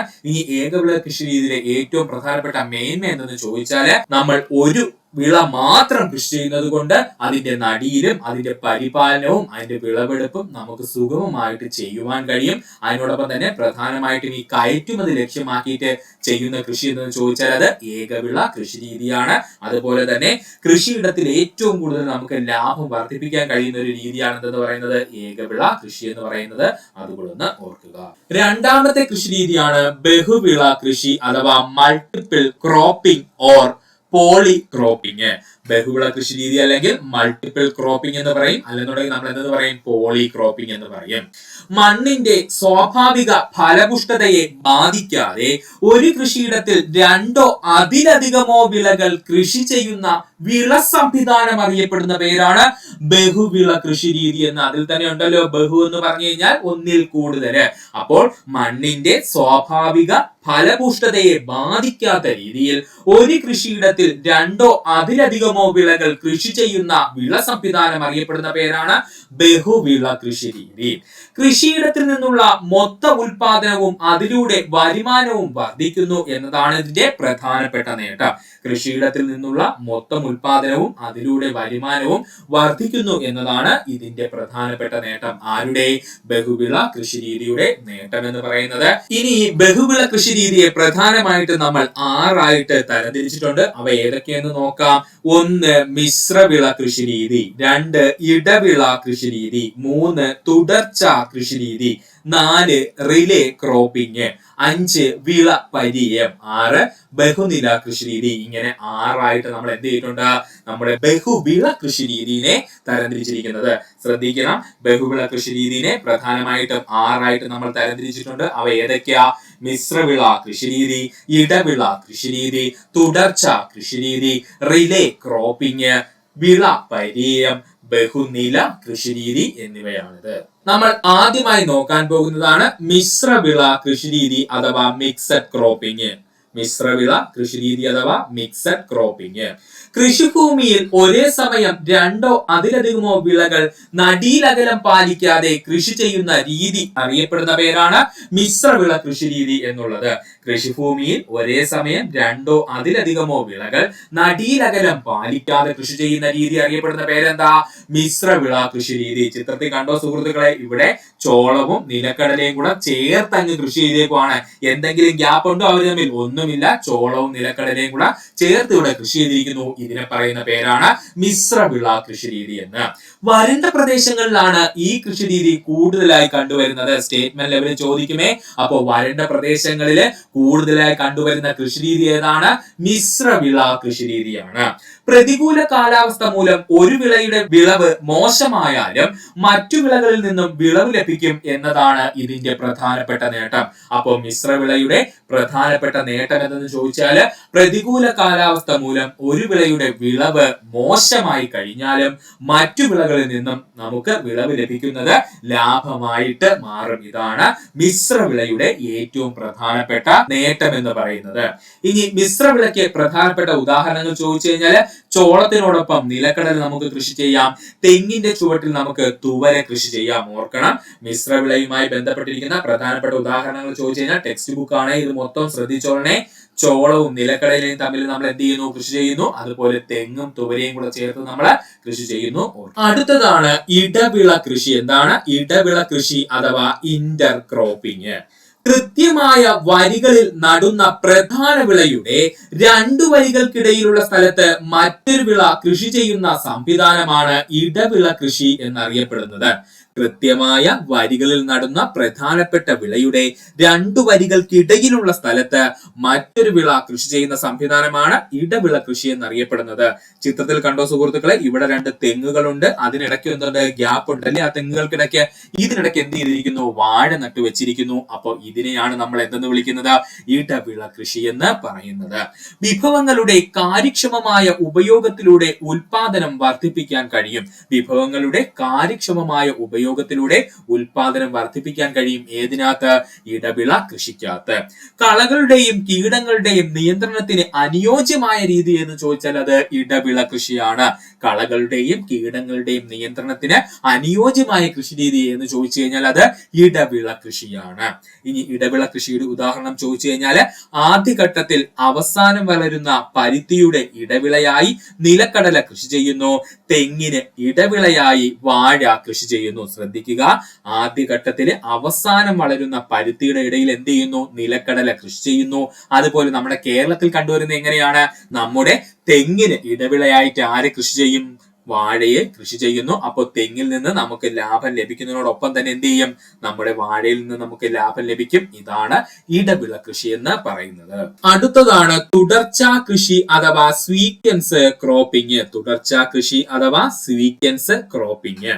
വിളവെടുപ്പിന് ശേഷം കൃഷിയിടത്തിൽ അവശേഷിക്കുന്ന ഈർപ്പം, പോഷകങ്ങൾ എന്നിവ ഉപയോഗപ്പെടുത്തുന്നതിനായി ഹ്രസ്വകാല വിള കൃഷി ചെയ്യുന്നതിനെ തുടർച്ചാ കൃഷി എന്നറിയപ്പെടുന്നു. അപ്പോൾ എന്താ തുടർച്ചാ കൃഷി എന്ന് പറഞ്ഞു കഴിഞ്ഞാൽ വിളവെടുപ്പിന് ശേഷം കൃഷിയിടത്തിൽ അവശേഷിക്കുന്ന ഈർപ്പവും പോഷകങ്ങൾ എന്നിവ ഉപയോഗപ്പെടുത്തുന്നതിനായിട്ട് വലിയൊരു മുന്നൊരുക്കമില്ലാതെ അതേ കൃഷിയിടത്തിൽ മറ്റൊരു ഹ്രസ്വകാല വിള, ശ്രദ്ധിച്ചോളണം, ഹ്രസ്വകാല വിള, അത് ഓർക്കണം. ഹ്രസ്വകാല വിള എന്ന് പറഞ്ഞാൽ വളരെ ചെറിയൊരു സമയം കൊണ്ട് നമുക്ക് വിളവ് ലഭിക്കും. ഇങ്ങനെയുള്ള വിളകൾ കൃഷി ചെയ്യും. ഇതിനെയാണ് തുടർച്ചാ കൃഷി എന്നറിയപ്പെടുന്നത്. കൃഷിയിടങ്ങൾ തരിശായി കിടക്കുന്നില്ല എന്നതാണ് ഇതിന്റെ പ്രധാനപ്പെട്ട നേട്ടം. അപ്പോ തുടർച്ചാ കൃഷി രീതിയുടെ പ്രധാനപ്പെട്ട നേട്ടം എന്നറിയപ്പെടുന്നത് എന്താണ്? കൃഷിയിടങ്ങൾ ഒരിക്കലും തരിശായിട്ട് കിടക്കില്ല. ഇതിന്റെ ഏറ്റവും പ്രധാനപ്പെട്ട ഉദാഹരണം ചോദിച്ചു കഴിഞ്ഞാൽ നെൽപ്പാടങ്ങളിൽ പ്രധാന വിളയായ നെല്ലിനു ശേഷം പയർ അല്ലെങ്കിൽ എള്ള് കൃഷി ചെയ്യുന്നത്. അപ്പോ പ്രധാന വിള അവിടെ ആരാണ്? നെല്ലാണ്. എന്നാൽ നെല്ലിന്റെ കൃഷി കഴിഞ്ഞതിന് ശേഷം പാടം വെറുതെ കിടക്കുന്ന സമയത്ത് അവിടെ നമുക്ക് പയറോ അല്ലെങ്കിൽ എള്ളോ കൃഷി ചെയ്യാൻ പറ്റും. ഇവയുടെ പ്രത്യേകത എന്താ? പയറാണെങ്കിലും എള്ളാണെങ്കിലും ഇവന്മാർ രണ്ടും ഹ്രസ്വകാല വിളകളാണ്, അല്ലെങ്കിൽ വളരെ ചെറിയൊരു സമയം കൊണ്ട് നമുക്ക് വിളവ് ലഭിക്കുന്ന വിളകളാണ്.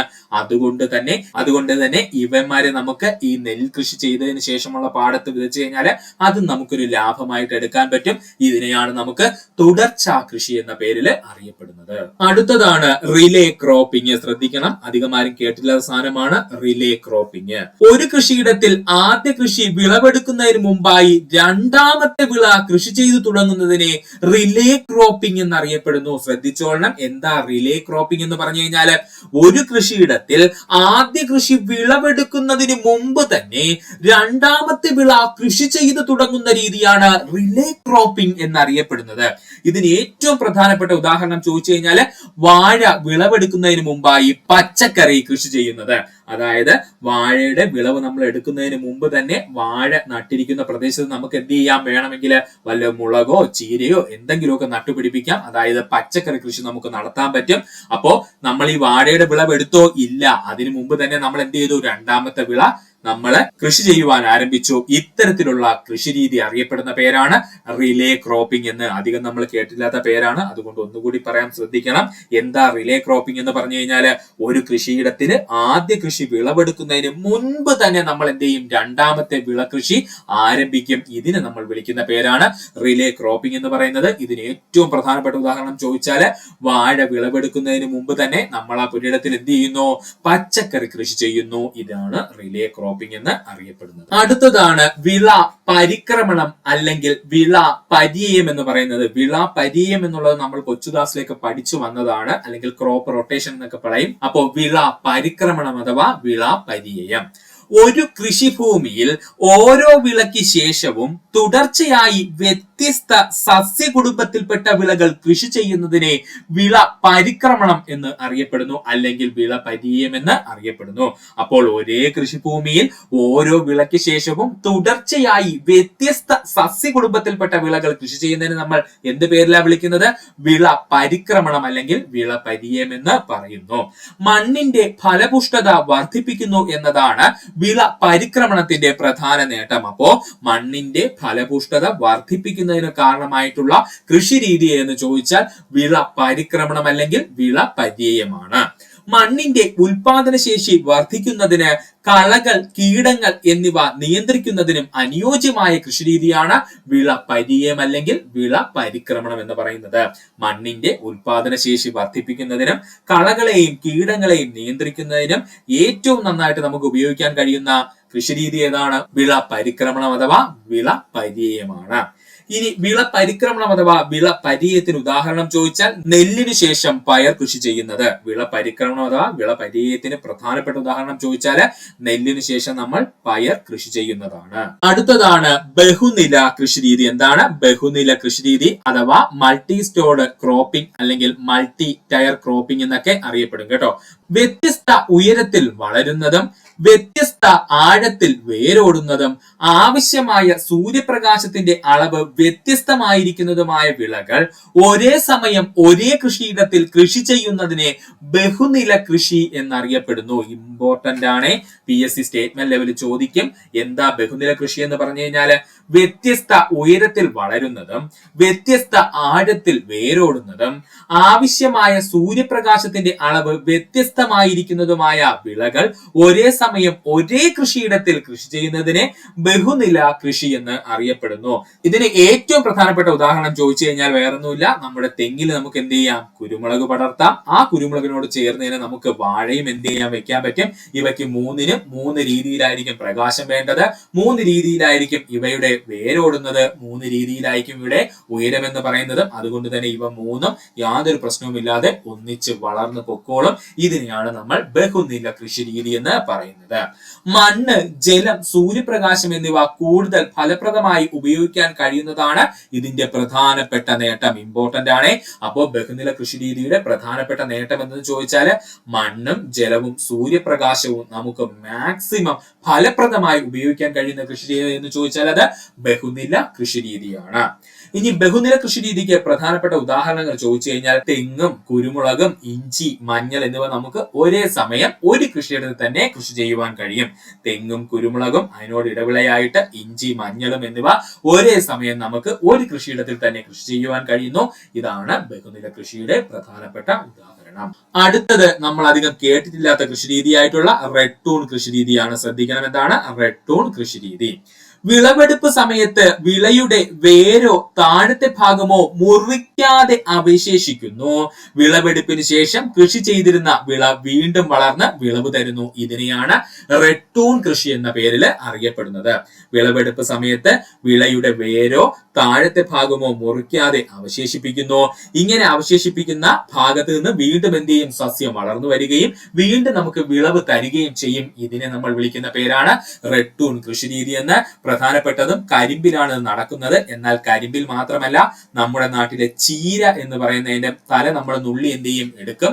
അതിനുശേഷം ആ ചീരയുടെ തണ്ട് അതുപോലെ നിർത്തി കഴിഞ്ഞാൽ സ്വാഭാവികമായിട്ടും വീണ്ടും എന്ത് ചെയ്യും, പുതിയ ഇലകൾ അവിടെ ഉണ്ടാകും. അങ്ങനെ വീണ്ടും നമുക്ക് ആ ചീരയിൽ നിന്നും വിളവ് ലഭിക്കുന്നതാണ്. ഇതിനെയാണ് നമ്മൾ എന്തെന്ന് പറയുന്നത്, റെഡ് ടൂൺ കൃഷി രീതി എന്ന് പറയുന്നത്.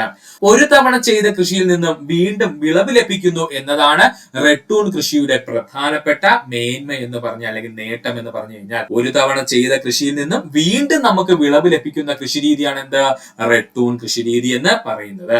വിളവ് കുറയാനും രോഗ കീടബാധകൾ കൂടാനും സാധ്യതയുണ്ടെന്നതാണ് ഈ സംവിധാനത്തിന്റെ ഏറ്റവും പ്രധാനപ്പെട്ട പോരായ്മ. അപ്പോൾ റെഡ് ടൂൺ കൃഷി രീതിയുടെ ഏറ്റവും പ്രധാനപ്പെട്ട പോരായ്മ എന്തെന്ന് ചോദിച്ചാല്, വിളവ് ഒരുപാട് കുറവായിരിക്കും. കാര്യം എന്താ, ചെടിക്ക് അത്യാവശ്യം നല്ല ഏജ് കാണും. അതുകൊണ്ട് തന്നെ അവൻ പിന്നെ രണ്ടാമത് ഒരു വിളവ് ലഭിക്കുന്ന സമയത്ത് ആ വിളവിന്റെ അളവ് സ്വാഭാവികമായിട്ടും കുറവായിരിക്കും. അതുപോലെ തന്നെ രോഗങ്ങളോടൊന്നും അല്ലെങ്കിൽ കീടങ്ങളോടൊക്കെ പൊരുതുവാനുള്ള ആ സസ്യത്തിന്റെ കഴിവ് വളരെ കുറവായിരിക്കും. അതുകൊണ്ട് രോഗ കീടബാധ വളരെ കൂടുതലായിരിക്കും ഇത്തരം സസ്യങ്ങളിൽ. ഇത് രണ്ടുമാണ് ഈ റെഡ് ടൂൺ കൃഷിയുടെ ഏറ്റവും പ്രധാനപ്പെട്ട പോരായ്മ എന്ന് പറയുന്നത്. പിന്നെ നമ്മൾ നേരത്തെ പറഞ്ഞു തന്നെയാണ് ഇവന്റെ പ്രധാനപ്പെട്ട ഉദാഹരണങ്ങൾ, ഒന്ന് ചീരയും മറ്റൊന്ന് കരിമ്പും. കരിമ്പും ഇങ്ങനെ തന്നെയാണ് ചെയ്യുന്നത് കേട്ടോ. കരിമ്പ് ഒരിക്കൽ വിളവെടുത്തതിന് ശേഷം അതിന്റെ മൂട് ഭാഗം വെച്ചിരുന്നാല് വീണ്ടും അവിടെ നിന്ന് പുതിയ കരിമ്പ് വളർന്നു വരും. പക്ഷെ അത് രോഗബാധയുള്ളതോ അല്ലെങ്കിൽ ശക്തിയുള്ള കരിമ്പൊന്നും ആയിരിക്കത്തില്ല. അതുകൂടെ ഒന്ന് ഓർക്കുക. ഇനി നമുക്ക് നോക്കുവാനുള്ളതാണ് കാർഷിക മേഖലയിലെ നൂതന പ്രവണതകൾ. ആദ്യത്തേതാണ് മഴമറ കൃഷി അഥവാ റെയിൻ ഷെൽട്ടർ ഫാമിംഗ്. മഴമറ കൃഷി രീതി അഥവാ റെയിൻ ഷെൽട്ടർ ഫാമിംഗ്. മഴമറ എന്നത് പോളിത്തീൻ ഷീറ്റ് കൊണ്ട് മൂടിയ മേൽക്കൂരയാണ്. മഴമറ എന്ന് പറഞ്ഞു കഴിഞ്ഞാല് പോളിത്തീൻ ഷീറ്റ് കൊണ്ട് മൂടിയ ഒരു മേൽക്കൂരയാണ്. സുതാര്യമായ പോളിത്തീൻ ഷീറ്റുകൾ മേൽക്കൂരയ്ക്ക് ഉപയോഗിക്കുന്നതിലൂടെ കൃഷിക്ക് ആവശ്യമായ സൂര്യപ്രകാശം ലഭിക്കുമ്പോഴും അമിതമായ മഴയിൽ നിന്നും വിളകൾക്ക് സംരക്ഷണം ഉറപ്പാക്കുന്നു. ശ്രദ്ധിക്കണം, സുതാര്യമായൊരു പോളിത്തീൻ ഷീറ്റ് ഉപയോഗിച്ച് നമ്മൾ ഒരു മേൽക്കൂര നിർമ്മിക്കുന്നു. അതിനുള്ളിലായിരിക്കും നമ്മൾ സസ്യങ്ങൾ നടുവാൻ പോകുന്നത്. ഇപ്പോഴുള്ള ലാഭം എന്തെന്ന് ചോദിച്ചാൽ, നന്നായിട്ട് സൂര്യപ്രകാശം എവിടെ എത്തും, ഈ പറഞ്ഞിരിക്കുന്ന വിളകളിൽ എത്തും. എന്നാല് ഒരുപാട് പെയ്യുന്ന മഴ വിളകളിൽ എത്തുകയുമില്ല. ഇതാണ് ഈ മഴമറ കൃഷി എന്ന് പറയുന്നത്. പ്രതികൂല കാലാവസ്ഥയിലും വർഷം മുഴുവൻ ഉയർന്ന ഉൽപാദനം സാധ്യമാക്കുന്നതിന് മഴമറ കൃഷി അനുയോജ്യമാണ്. ഏതൊരു പ്രതികൂല സാഹചര്യത്തിലും വർഷം മുഴുവൻ ഉയർന്ന ഉൽപാദനം സാധ്യമാക്കുന്നതിന് നമുക്ക് മഴമറ കൃഷി അനുയോജ്യമാണ്. ഓരോ വീട്ടിലും മഴമറ ഉണ്ടെങ്കിൽ വീട്ടിലേക്ക് ആവശ്യമായ പച്ചക്കറികൾ ഏതു കാലാവസ്ഥയിലും കൃഷി ചെയ്യാവുന്നതാണ്. ഓരോ വീട്ടിലും മഴമറ ഉണ്ടെങ്കിൽ വീട്ടിലേക്ക് ആവശ്യമായ പച്ചക്കറികൾ ഏത് കാലാവസ്ഥയിലും നമുക്ക് കൃഷി ചെയ്യാവുന്നതാണ്. എക്സാമ്പിൾ ആയിട്ട് പറഞ്ഞാൽ, ഒരുപാട് ചൂട് കൂടിക്കഴിഞ്ഞാൽ അതിൽ നിന്നും എന്ത് ചെയ്യും, ഈ പോളിത്തീൻ ഷീറ്റ് ഒരുപാട് പ്രകാശം ഇങ്ങ് ഉള്ളിൽ കടക്കാതെ നമ്മളെ സംരക്ഷിച്ചോളും. പെട്ടെന്ന് ശക്തമായിട്ടൊരു മഴ വന്നു കഴിഞ്ഞാൽ ആ മഴ സസ്യങ്ങളിലേക്ക് അല്ലെങ്കിൽ നമ്മൾ നട്ട ചെടികളിലേക്ക് എത്താതെ നമുക്ക് സംരക്ഷിക്കാൻ പറ്റും. അപ്പൊ ഇങ്ങനെയൊക്കെ ചെയ്യുന്നത് കൊണ്ട് തന്നെ ഒരു വർഷം മുഴുവനും നമുക്ക് എന്ത് ചെയ്യാൻ പറ്റും, ഉയർന്ന ഉൽപാദനം ഉണ്ടാക്കിയെടുക്കാൻ പറ്റും. ഏതിലാണ്, മഴമറ കൃഷി രീതിയിൽ. അടുത്തതാണ് പോളി ഹൗസ് ഫാമിംഗ്. എന്താണ് പോളി ഹൗസ് ഫാമിംഗ്? ചൂട്, മഴ, തണുപ്പ്, വെയിൽ എന്നിവയിൽ നിന്നൊക്കെ ചെടിയെ സംരക്ഷിച്ച് വളർച്ചയ്ക്ക് അനുയോജ്യമായ അന്തരീക്ഷം കൃത്രിമമായി സൃഷ്ടിക്കുന്ന രീതിയാണ് പോളി ഹൗസ് ഫാമിംഗ് അല്ലെങ്കിൽ ഗ്രീൻ ഹൗസ് ഫാമിംഗ് എന്നറിയപ്പെടുന്നത്. ഇമ്പോർട്ടന്റ് ആണ്. നേരത്തെ പറഞ്ഞ മഴമറ പരിപാടിയല്ല ഇവിടെ എന്താ ചെയ്യുന്നത്, ചൂട്, മഴ, തണുപ്പ്, വെയിൽ എന്നിവയിൽ നിന്നൊക്കെ ചെടിയെ സംരക്ഷിച്ചുകൊണ്ട് വളർച്ചയ്ക്ക് അനുയോജ്യമായ അന്തരീക്ഷം കൃത്രിമമായി സൃഷ്ടിച്ച് ചെയ്യുന്ന കൃഷി രീതി അറിയപ്പെടുന്ന പേരാണ് പോളി ഹൗസ് ഫാമിംഗ് എന്ന്. അല്ലെങ്കിൽ അവൻ അറിയപ്പെടുന്ന മറ്റൊരു പേരെന്താ, ഗ്രീൻ ഹൗസ് ഫാമിംഗ് എന്ന്. പോളിത്തീൻ ഷീറ്റുകൾ ഉപയോഗിച്ച് മുഴുവനും മറച്ച പോളി ഹൗസുകളിൽ കൃഷി ചെയ്യുന്ന രീതിയാണിത്. പോളിത്തീൻ ഷീറ്റുകൾ ഉപയോഗിച്ച് മുഴുവനും മറച്ചുകൊണ്ട് പോളി ഹൗസുകളിൽ കൃഷി ചെയ്യുന്ന രീതിയാണ് നമ്മൾ പോളി ഹൗസ് ഫാമിംഗ് എന്ന് പറയുന്നത്. അപ്പൊ ഇവിടെ ഒരുപാട് ചൂട് പുറത്തുനിന്ന് വരത്തില്ല, മഴ പെട്ടെന്നൊന്നും ഇതിനകത്ത് പ്രവേശിക്കത്തില്ല, തണുപ്പ് അധികം ഇതിനകത്തോട്ട് പ്രവേശിക്കത്തില്ല, വെയിൽ ഒരുപാട് അടിക്കത്തില്ല ഇതിനകത്തോട്ട്. അപ്പൊ സ്വാഭാവികമായിട്ടും ഒരു സസ്യത്തിന് ആവശ്യമായിട്ടുള്ള എല്ലാ സാഹചര്യങ്ങളെ നമ്മൾ കൃത്രിമമായി നിർമ്മിച്ചുകൊണ്ട് നമ്മൾ ഒരു പോളി ഹൗസിനകത്ത് ഫാമിംഗ് ചെയ്യുവാണെന്നുണ്ടെങ്കിൽ അതിനെ വിളിക്കുന്ന പേരാണ് പോളി ഹൗസ് ഫാമിംഗ്. ഇവന്റെ മറ്റൊരു പേരെന്താ? ഗ്രീൻ ഹൗസ് ഫാമിംഗ് എന്നാണ്. അടുത്തതാണ് കൃത്യതാ കൃഷി അല്ലെങ്കിൽ പ്രിസിഷൻ ഫാമിംഗ്. കൃത്യതാ കൃഷി അല്ലെങ്കിൽ പ്രിസിഷൻ ഫാമിംഗ്. ഓരോ വിളയ്ക്കും ആവശ്യമായ ജലവും പോഷകഘടകങ്ങളും വിള സംരക്ഷണ വസ്തുക്കളും കൃത്യമായ സമയത്ത് കൃത്യമായ അളവിൽ മാത്രം നൽകി അത്യുൽപാദനം സാധ്യമാക്കുന്ന സാങ്കേതിക രീതിയാണ് കൃത്യത കൃഷിരീതി എന്നറിയപ്പെടുന്നത്. എസ്പെഷ്യലി നമ്മുടെ ഇസ്രയേലിലൊക്കെ ചെയ്യുന്ന കൃഷിരീതി എന്ന് പറയുന്നത് ഈ കൃത്യത കൃഷിരീതി അല്ലെങ്കിൽ പ്രിസിഷൻ ഫാമിംഗ് ആണ് കേട്ടോ. അപ്പോ ഓരോ വിളയ്ക്കും ആവശ്യമായ ജലവും പോഷക ഘടകങ്ങളും വിള സംരക്ഷണ വസ്തുക്കളും കൃത്യമായ സമയത്ത് കൃത്യമായ അളവിൽ മാത്രം നൽകി അത്യുൽപാദനം സാധ്യമാക്കുന്ന സാങ്കേതിക രീതി അറിയപ്പെടുന്ന പേരെന്താണ്? കൃത്യത കൃഷി എന്നാണ്. മഴമറകളിലും തുറസായ സ്ഥലങ്ങളിലും ഈ രീതി പ്രാവർത്തികമാക്കാം. ശ്രദ്ധിക്കുക, മഴമറകളിലും തുറസായ സ്ഥലങ്ങളിൽ വേണമെങ്കിലും നമുക്ക് കൃത്യതാ കൃഷിരീതി പ്രാവർത്തികമാക്കുവാൻ കഴിയും. ജലത്തിന്റെയും പോഷകഘടകങ്ങളുടെയും കൃത്യമായ ഉപയോഗം, യന്ത്രങ്ങളുടെ കാര്യക്ഷമമായ ഉപയോഗം, കൃഷിഭൂമിയുടെ മെച്ചപ്പെട്ട പരിപാലനം എന്നിവയാണ് ഈ കൃഷിരീതിയുടെ മേന്മകൾ എന്ന് പറയുന്നത്. അപ്പോൾ കൃത്യതാ കൃഷിരീതിയുടെ മേന്മകൾ എന്തെന്ന് ചോദിച്ചാല് പോഷകഘടകങ്ങളുടെയും കൃത്യമായ ഉപയോഗം, ജലത്തിന്റെയും പോഷകഘടകങ്ങളുടെയും കൃത്യമായ ഉപയോഗം, യന്ത്രങ്ങളുടെ കാര്യക്ഷമമായ ഉപയോഗം, കൃഷിഭൂമിയുടെ മെച്ചപ്പെട്ട പരിപാലനം എന്നിവയാണ് കൃത്യതാ കൃഷിരീതിയുടെ മേന്മകൾ എന്ന് പറയുന്നത്. സൂക്ഷ്മ ജലസേചനം അഥവാ ചെടികളുടെ വളർച്ചയ്ക്ക് ആവശ്യമായ ജലം തുള്ളികളായോ നേർത്ത ധാരയായോ എങ്ങോട്ട് നൽകി കൊടുക്കും? ചെടിയുടെ വേരിലോട്ട് നൽകും. ഇതിന് നമ്മൾ സൂക്ഷ്മ ജലസേചനം എന്ന് പറയുന്നു. ഇതുപോലെ തന്നെ സൂക്ഷ്മമായിട്ടുള്ള വളസേചനം നടത്തുന്നു. അതുപോലെ സംയോജിത കീട രോഗ നിയന്ത്രണത്തിനുള്ള കാര്യങ്ങൾ അവിടെ ഏറ്റെടുക്കുന്നു എന്നിവയാണ് കൃത്യതാ കൃഷിരീതിയുടെ പ്രധാന ഘടകങ്ങൾ എന്ന് പറഞ്ഞു കഴിഞ്ഞാല്. അപ്പോൾ കൃത്യതാ കൃഷിരീതിക്ക് ഒന്നാമത്തെ പോയിന്റ് എന്താ വേണ്ടത്? സൂക്ഷ്മമായ ജലസേചനം വേണം. അതായത് ഒരു ചെടിക്ക് ഒരു ദിവസം വളരുവാൻ ആവശ്യമായിട്ടുള്ള അല്ലെങ്കിൽ അതിന് വേണ്ട ജലം മാത്രം ആ ചെടിയുടെ വേരിലോട്ട് നമ്മൾ തുള്ളി തുള്ളിയായിട്ടോ അല്ലെങ്കിൽ നേരത്തെ ധാരയായിട്ടോ എത്തിക്കുന്നു. അതുപോലെ തന്നെ ഒരു ചെടിക്ക് ആവശ്യമായിട്ടുള്ള ന്യൂട്രിയൻസ് അല്ലെങ്കിൽ വളങ്ങൾ കൃത്യമായിട്ട് അതിന്റെ വേരുകളിലേക്ക് എത്തിക്കുന്നു. പിന്നെ കീടങ്ങളെ അതുപോലെ തന്നെ രോഗങ്ങളെ ചെറുക്കുന്നതിന് വേണ്ടിയിട്ട് സംയോജിത കീടരോഗ നിയന്ത്രണ മാർഗങ്ങൾ അവലംബിക്കുകയും ചെയ്യുന്നു. ഇത് മൂന്നും ചേർന്ന് കഴിഞ്ഞാൽ അതൊരു കൃത്യതാ കൃഷി രീതി ആയി കഴിഞ്ഞു. അടുത്തതാണ് ഡിജിറ്റൽ കൃഷി. എന്താണ് ഡിജിറ്റൽ കൃഷി? വൈവിധ്യമാർന്ന സാങ്കേതിക വിദ്യകൾ ഉൾപ്പെടുത്തിയുള്ള കൃഷി രീതി അറിയപ്പെടുന്ന പേരാണ് ഡിജിറ്റൽ കൃഷി രീതി. വൈവിധ്യമാർന്ന സാങ്കേതിക വിദ്യകൾ ഉപയോഗപ്പെടുത്തിയുള്ള കൃഷി രീതിയാണ് ഡിജിറ്റൽ കൃഷി രീതി എന്നറിയപ്പെടുന്നത്. ബിഗ് ഡാറ്റ വിശകലന ഉപകരണങ്ങൾ, നിർമ്മിത ബുദ്ധി അഥവാ AI, മെഷീൻ ലേണിംഗ്, മൊബൈൽ ഫോണുകൾ പോലുള്ള ഡിജിറ്റൽ ആശയവിനിമയ സാങ്കേതിക വിദ്യകൾ, ഡിജിറ്റൽ പ്ലാറ്റ്ഫോമുകൾ, റോബോട്ടിക്സ്, കാർഷിക ഉപദേശക ആപ്പുകൾ തുടങ്ങിയ സാങ്കേതിക വിദ്യയുടെ ഡിജിറ്റൽ കൃഷി ഉപയോഗപ്പെടുത്തുന്നു. അപ്പോൾ എന്താ ഡിജിറ്റൽ കൃഷി എന്ന് പറഞ്ഞാല്? വൈവിധ്യമാർന്ന സാങ്കേതിക വിദ്യകൾ ഉപയോഗപ്പെടുത്തിയുള്ള കൃഷി രീതിയാണ് ഡിജിറ്റൽ കൃഷി രീതി എന്നറിയപ്പെടുന്നത്. ഇതിനകത്ത് എന്തൊക്കെയാ വരുന്നത്? ബിഗ് ഡാറ്റ വിശകലന ഉപകരണങ്ങൾ, നിർമ്മിത ബുദ്ധി, മെഷീൻ ലേണിംഗ്, മൊബൈൽ ഫോണുകൾ പോലുള്ള ഡിജിറ്റൽ ആശയവിനിമയ സാങ്കേതിക വിദ്യകൾ, ഡിജിറ്റൽ പ്ലാറ്റ്ഫോമുകൾ, റോബോട്ടിക്സ് നമുക്ക് ഉപയോഗിക്കാം, കാർഷിക ഉപദേശക ആപ്പുകൾ നമുക്ക് ഉപയോഗിക്കാം തുടങ്ങിയ സാങ്കേതിക വിദ്യകൾ ഉപയോഗിച്ച് നമ്മൾ കൃഷി ചെയ്യുവാണെന്നുണ്ടെങ്കിൽ ഇവനെ നമ്മൾ വിളിക്കുന്ന പേരാണ് ഡിജിറ്റൽ കൃഷി രീതി എന്ന്. അടുത്തതാണ് വെർട്ടിക്കൽ ഫാമിംഗ് അഥവാ ലംബ കൃഷി. വെർട്ടിക്കൽ ഫാമിംഗ് അഥവാ ലംബ കൃഷി, ഇത് ചോദിക്കാൻ സാധ്യതയുണ്ട്. വെർട്ടിക്കൽ ഫാമിംഗ് അഥവാ ലംബ കൃഷി നഗരവൽക്കരണത്തിന്റെയും കൃഷിഭൂമിയുടെയും കുറവിന്റെയും ഫലമായി നഗരങ്ങളിൽ ഭക്ഷ്യോൽപാദനത്തിനുള്ള പ്രായോഗിക മാർഗമായി കാണുന്നതാണ് ലംബ കൃഷി. ഓർക്കണം, നഗരവൽക്കരണത്തിന്റെയും കൃഷിഭൂമിയുടെ കുറവിന്റെയും ഫലമായിട്ട് നഗരങ്ങളിൽ ഭക്ഷ്യോൽപാദനത്തിനായുള്ള പ്രായോഗിക മാർഗമായി ലംബ കൃഷിയെ ഉപയോഗപ്പെടുത്തുന്നു. ലംബമായി അടുക്കിയിരിക്കുന്ന പാളികളിലോ കെട്ടിടങ്ങളിലോ വിളകൾ വളർത്തുന്നതാണ് ഈ സാങ്കേതിക വിദ്യ. അപ്പോൾ ലംബ കൃഷി എന്ന് പറഞ്ഞാല് ലംബമായിട്ട് കണ്ടോ, നമ്മൾ ഇങ്ങനെ അടുക്കി വെച്ചിരിക്കുന്ന പാളികളിലോ ഇനി കെട്ടിടങ്ങളിലോ നമ്മൾ വിളകൾ കൃഷി ചെയ്യുവാണെന്നുണ്ടെങ്കിൽ ഇതിനെ നമ്മൾ ലംബ കൃഷി എന്ന് പറയുന്നു.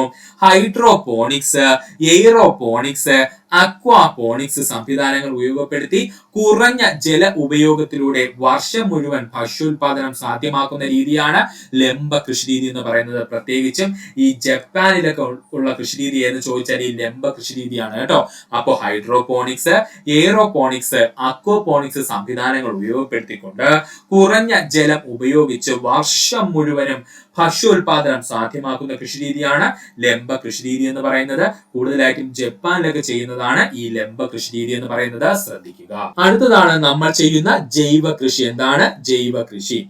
ജൈവ കീടനാശിനികൾ, കമ്പോസ്റ്റ്, പച്ചില വളങ്ങൾ, ഇടവിള കൃഷി, യന്ത്രങ്ങൾ തുടങ്ങിയവയെ ആശ്രയിക്കുന്നതും രാസവളങ്ങളും കൃത്രിമ കീടനാശിനികളും തീർത്തും ഒഴിവാക്കിയുമുള്ള കൃഷിരീതി അറിയപ്പെടുന്ന പേരാണ് ജൈവ കൃഷിരീതി. ഇപ്പൊ നമ്മളെ കേരളത്തിൽ ഒരുപാട് ചെയ്തു വരുന്ന കൃഷിരീതിയാണ് ജൈവ കൃഷിരീതി എന്ന് പറയുന്നത്. അപ്പോൾ എന്താ ജൈവ കൃഷിരീതി എന്ന് പറഞ്ഞു കഴിഞ്ഞാൽ ജൈവ കീടനാശിനികൾ, കമ്പോസ്റ്റ് വളം, പച്ചില വളം, ഇടവിള കൃഷി, യന്ത്രങ്ങൾ തുടങ്ങിയവയെ മാത്രം ആശ്രയിക്കുകയും രാസവളങ്ങളെയും കൃത്രിമ രാസ കീടനാശിനികളെയും പൂർണ്ണമായും ഒഴിവാക്കിക്കൊണ്ടുള്ള കൃഷിരീതിയാണ് ജൈവ കൃഷിരീതി അഥവാ ഓർഗാനിക് ഫാമിംഗ് എന്ന് പറയുന്നത്. ചെടി വളർച്ചാ നിയന്ത്രണ വസ്തുക്കൾ, ജൈവമാറ്റം വരുത്തിയ വിത്തുകൾ എന്നിവ ഈ രീതിയിൽ ഉപയോഗിക്കുന്നില്ല. അത് ഇമ്പോർട്ടന്റ് ആണ്, സ്റ്റേറ്റ്മെന്റ് ലെവലിൽ ചോദിക്കും. അപ്പോൾ ജൈവ കൃഷി രീതിയിൽ ചെടി വളർച്ചാ നിയന്ത്രണ വസ്തുക്കൾ നമ്മൾ ഉപയോഗിക്കാറില്ല, ജൈവമാറ്റം വരുത്തിയ വിത്തുകൾ നമ്മൾ ഉപയോഗിക്കാറില്ല. അപ്പോൾ ഇതിനകത്ത് നമ്മൾ പ്രധാനമായിട്ടും ഉപയോഗിക്കുന്നത് നാച്ചുറൽ ആയിട്ട് നമുക്ക് കിട്ടിയ വിത്തുകൾ മാത്രമേ ഉപയോഗിച്ച് കൃഷി ചെയ്യുന്നുള്ളൂ. ഇതിനെയാണ് ജൈവ കൃഷി എന്ന് അറിയപ്പെടുന്നത്. ഹരിത വിപ്ലവം 1940, 1970 കാലഘട്ടങ്ങളിൽ കാർഷിക മേഖലയിൽ നിലനിന്നിരുന്ന മാന്ദ്യം കുറയ്ക്കുന്നതിനായിട്ട് ഉൽപാദനം വർദ്ധിപ്പിക്കുക എന്ന ലക്ഷ്യത്തോടെ ആഗോളതലത്തിൽ നടപ്പിലാക്കിയ കാർഷിക മുന്നേറ്റം അറിയപ്പെടുന്ന പേരാണ് ഹരിത വിപ്ലവം. എന്താ ഹരിത വിപ്ലവം എന്ന് പറഞ്ഞു കഴിഞ്ഞാൽ 1940, 1970 കാലഘട്ടങ്ങളിലെ കാർഷിക മേഖലയിൽ നിലനിന്നിരുന്ന മാന്ദ്യം കുറയ്ക്കുന്നതിനായിട്ട് അല്ലെങ്കിൽ കുറയ്ക്കുവാനായിട്ട് ഉൽപാദനം വർദ്ധിപ്പിക്കുക എന്ന ലക്ഷ്യത്തോടെ ആഗോളതലത്തിൽ നടപ്പിലാക്കിയ കാർഷിക മുന്നേറ്റം അറിയപ്പെടുന്ന പേരാണ് ഹരിത വിപ്ലവം. ഹരിത വിപ്ലവം ആരംഭിച്ച രാജ്യം മെക്സിക്കോ. പഠിച്ചോളനെ, ഹരിത വിപ്ലവം ആരംഭിച്ച രാജ്യം ഏതാണ്? മെക്സിക്കോ ആണ്. പ്രീവിയസ് ക്വസ്റ്റ്യൻ ആണ്. ഹരിത വിപ്ലവം ആരംഭിച്ച രാജ്യം മെക്സിക്കോ. ഹരിത വിപ്ലവത്തിന്റെ പിതാവ് എന്നറിയപ്പെടുന്നത് നോർമൻ ബോർലോഗ് ആണ്. ഒരുപാട് ഉദ്യോഗാർത്ഥികൾ തെറ്റിക്കുന്ന ഒരു പോയിന്റ് ആണ് പറഞ്ഞത്. ഹരിത വിപ്ലവത്തിന്റെ പിതാവായിരുന്നു ചോദിച്ചാൽ ഉത്തരം നോർമൻ ബോർലോഗ് ആണ്. ഇന്ത്യൻ ഹരിത വിപ്ലവത്തിന്റെ പിതാവ് എന്ന് ചോദിച്ചാൽ മാത്രമേ ഡോക്ടർ MS സ്വാമിനാഥൻ ആകുന്നുള്ളൂ. അപ്പോൾ ഹരിത വിപ്ലവത്തിന്റെ പിതാവ് എന്ന് ചോദിച്ചു കഴിഞ്ഞാൽ ഓപ്ഷനകത്ത് നോർമൻ ബോർലോഗ് ഉണ്ടെങ്കിൽ അതാണ് ഉത്തരം. അതുകൂടി പറയാം സുഹൃത്തുക്കളെ, ശ്രദ്ധിക്കുക. ഹരിത വിപ്ലവത്തെ പറ്റിയാണ് നമ്മൾ പറഞ്ഞത്. 1940, 1970 കാലഘട്ടങ്ങളിൽ കാർഷിക മേഖലയിൽ നിലനിന്നിരുന്ന മാന്ദ്യം കുറയ്ക്കുന്നതിനായിട്ട് ഉൽപാദനം വർദ്ധിപ്പിക്കുക എന്ന ലക്ഷ്യത്തോടെ ആഗോളതലത്തിൽ നടപ്പിലാക്കിയ കാർഷിക മുന്നേറ്റം അറിയപ്പെടുന്ന പേരാണ് ഹരിത വിപ്ലവം. ഹരിത വിപ്ലവം ആരംഭിച്ച രാജ്യം മെക്സിക്കോ. ഹരിത വിപ്ലവത്തിന്റെ പിതാവ് എന്നറിയപ്പെടുന്നത് നോർമൻ ബോർലോഗ് ആണ്. പഠിക്കുക. ഹരിത വിപ്ലവം എന്ന പദം ആദ്യമായി ഉപയോഗിച്ചത് വില്യം ഗൗഡ് ആണ്. ഒരുപാട് തവണ PSC പ്രീവിയസ് ആയി ചോദിച്ചതാണ്. ഹരിത വിപ്ലവം എന്ന പദം ആദ്യമായി ഉപയോഗിച്ച വ്യക്തി ആരെന്ന് ചോദിച്ചാൽ അത് വില്യം ഗൗഡ് ആണ്. ഹരിത വിപ്ലവത്തിന്റെ ഏഷ്യൻ ഭവനം അല്ലെങ്കിൽ ഏഷ്യൻ കവാടം എന്നൊക്കെ അറിയപ്പെടുന്നത് ഫിലിപ്പീൻസ് ആണ്. ഹരിത വിപ്ലവത്തിന്റെ ഏഷ്യൻ ഭവനം എന്നും അല്ലെങ്കിൽ ഏഷ്യയുടെ കവാടം എന്നൊക്കെ അറിയപ്പെടുന്ന രാജ്യം ചോദിച്ചാൽ അത് ഫിലിപ്പീൻസ് ആണ്. ഹരിത വിപ്ലവത്തിലൂടെ ലോകത്ത് ഏറ്റവും കൂടുതൽ ഉൽപാദനം ഉണ്ടാക്കിയ വിള എന്ന് ചോദിച്ചാൽ അത് ഗോതമ്പാണ്. അത് ഇന്ത്യയിൽ മാത്രമല്ല ലോകത്തും ഏറ്റവും കൂടുതൽ ഉൽപാദനം ഉണ്ടാക്കിയത് ഗോതമ്പ് തന്നെയാണ് കേട്ടോ. ഹരിത വിപ്ലവത്തിലൂടെ ഏറ്റവും കൂടുതൽ ഉൽപാദനം ഉണ്ടാക്കിയ കാർഷിക വിള ഏതാണ്? ഗോതമ്പാണ്. ബോർലോഗ് അവാർഡ് നൽകുന്ന മേഖല കാർഷിക മേഖല. ഇതും PSC പ്രീവിയസ് ആയി ചോദിച്ചതാണ്. ബോർലോഗ് അവാർഡ് ഏതു മേഖലയുമായി ബന്ധപ്പെട്ടിരിക്കുന്നു? കാർഷിക മേഖലയുമായി ബന്ധപ്പെട്ടിരിക്കുന്നു. സമാധാനത്തിനുള്ള നൊബേൽ സമ്മാനം നേടിയ ആദ്യത്തെ കൃഷി ശാസ്ത്രജ്ഞനായിരുന്നു ചോദിച്ചാൽ അത് നോർമൻ ബോർലോഗ് ആണ്. വർഷം 1970. ഇമ്പോർട്ടന്റ് ആണ്. സമാധാനത്തിനുള്ള നൊബേൽ സമ്മാനം നേടിയ ആദ്യത്തെ കൃഷി ശാസ്ത്രജ്ഞനായിരുന്നു ചോദിച്ചാൽ അത് നോർമൻ ബോർലോഗ് ആണ്. ഒന്നുകൂടി പറയാൻ സുഹൃത്തുക്കളെ, ശ്രദ്ധിക്കുക. ഹരിത വിപ്ലവം എന്ന പദം ആദ്യമായി ഉപയോഗിച്ചത് വില്യം ഗൗഡ് ആണ്. ഹരിത വിപ്ലവത്തിന്റെ ഏഷ്യൻ ഭവനം എന്നറിയപ്പെടുന്നത് ഫിലിപ്പീൻസ് ആണ്. ഹരിത വിപ്ലവത്തിലൂടെ ഏറ്റവും കൂടുതൽ ഉൽപാദനം ഉണ്ടാക്കിയ കാർഷിക വിള ഏത് എന്ന് ചോദിച്ചാൽ അത് ഗോതമ്പാണ്.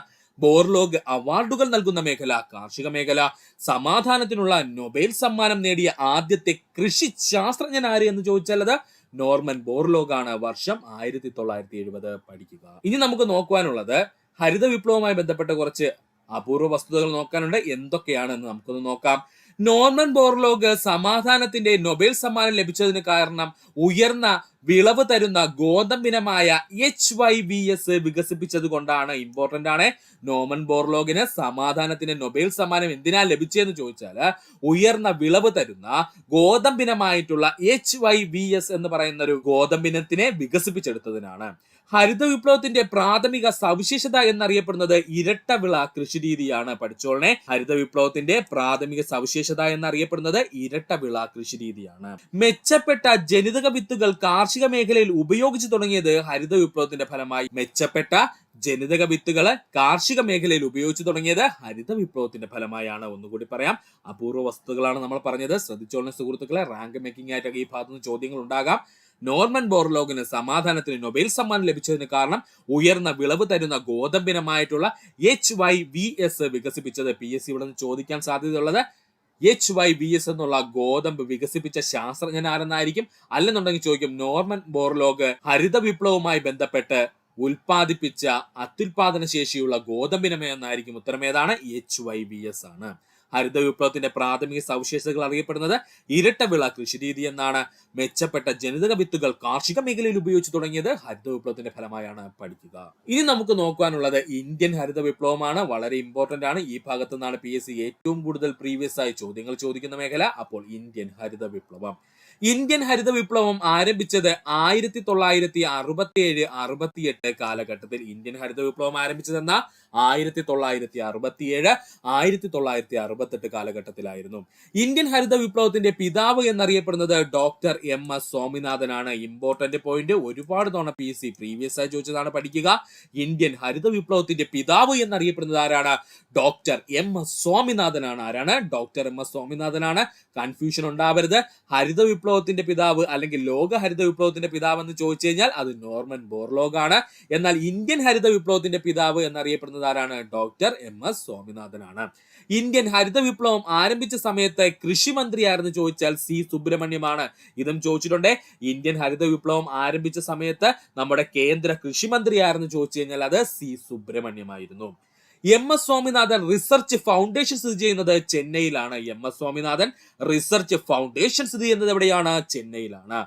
Indian council of agriculture research രൂപീകൃതമായത് 1929 Indian council of agriculture research രൂപീകൃതമായ ഏത് വർഷമാ?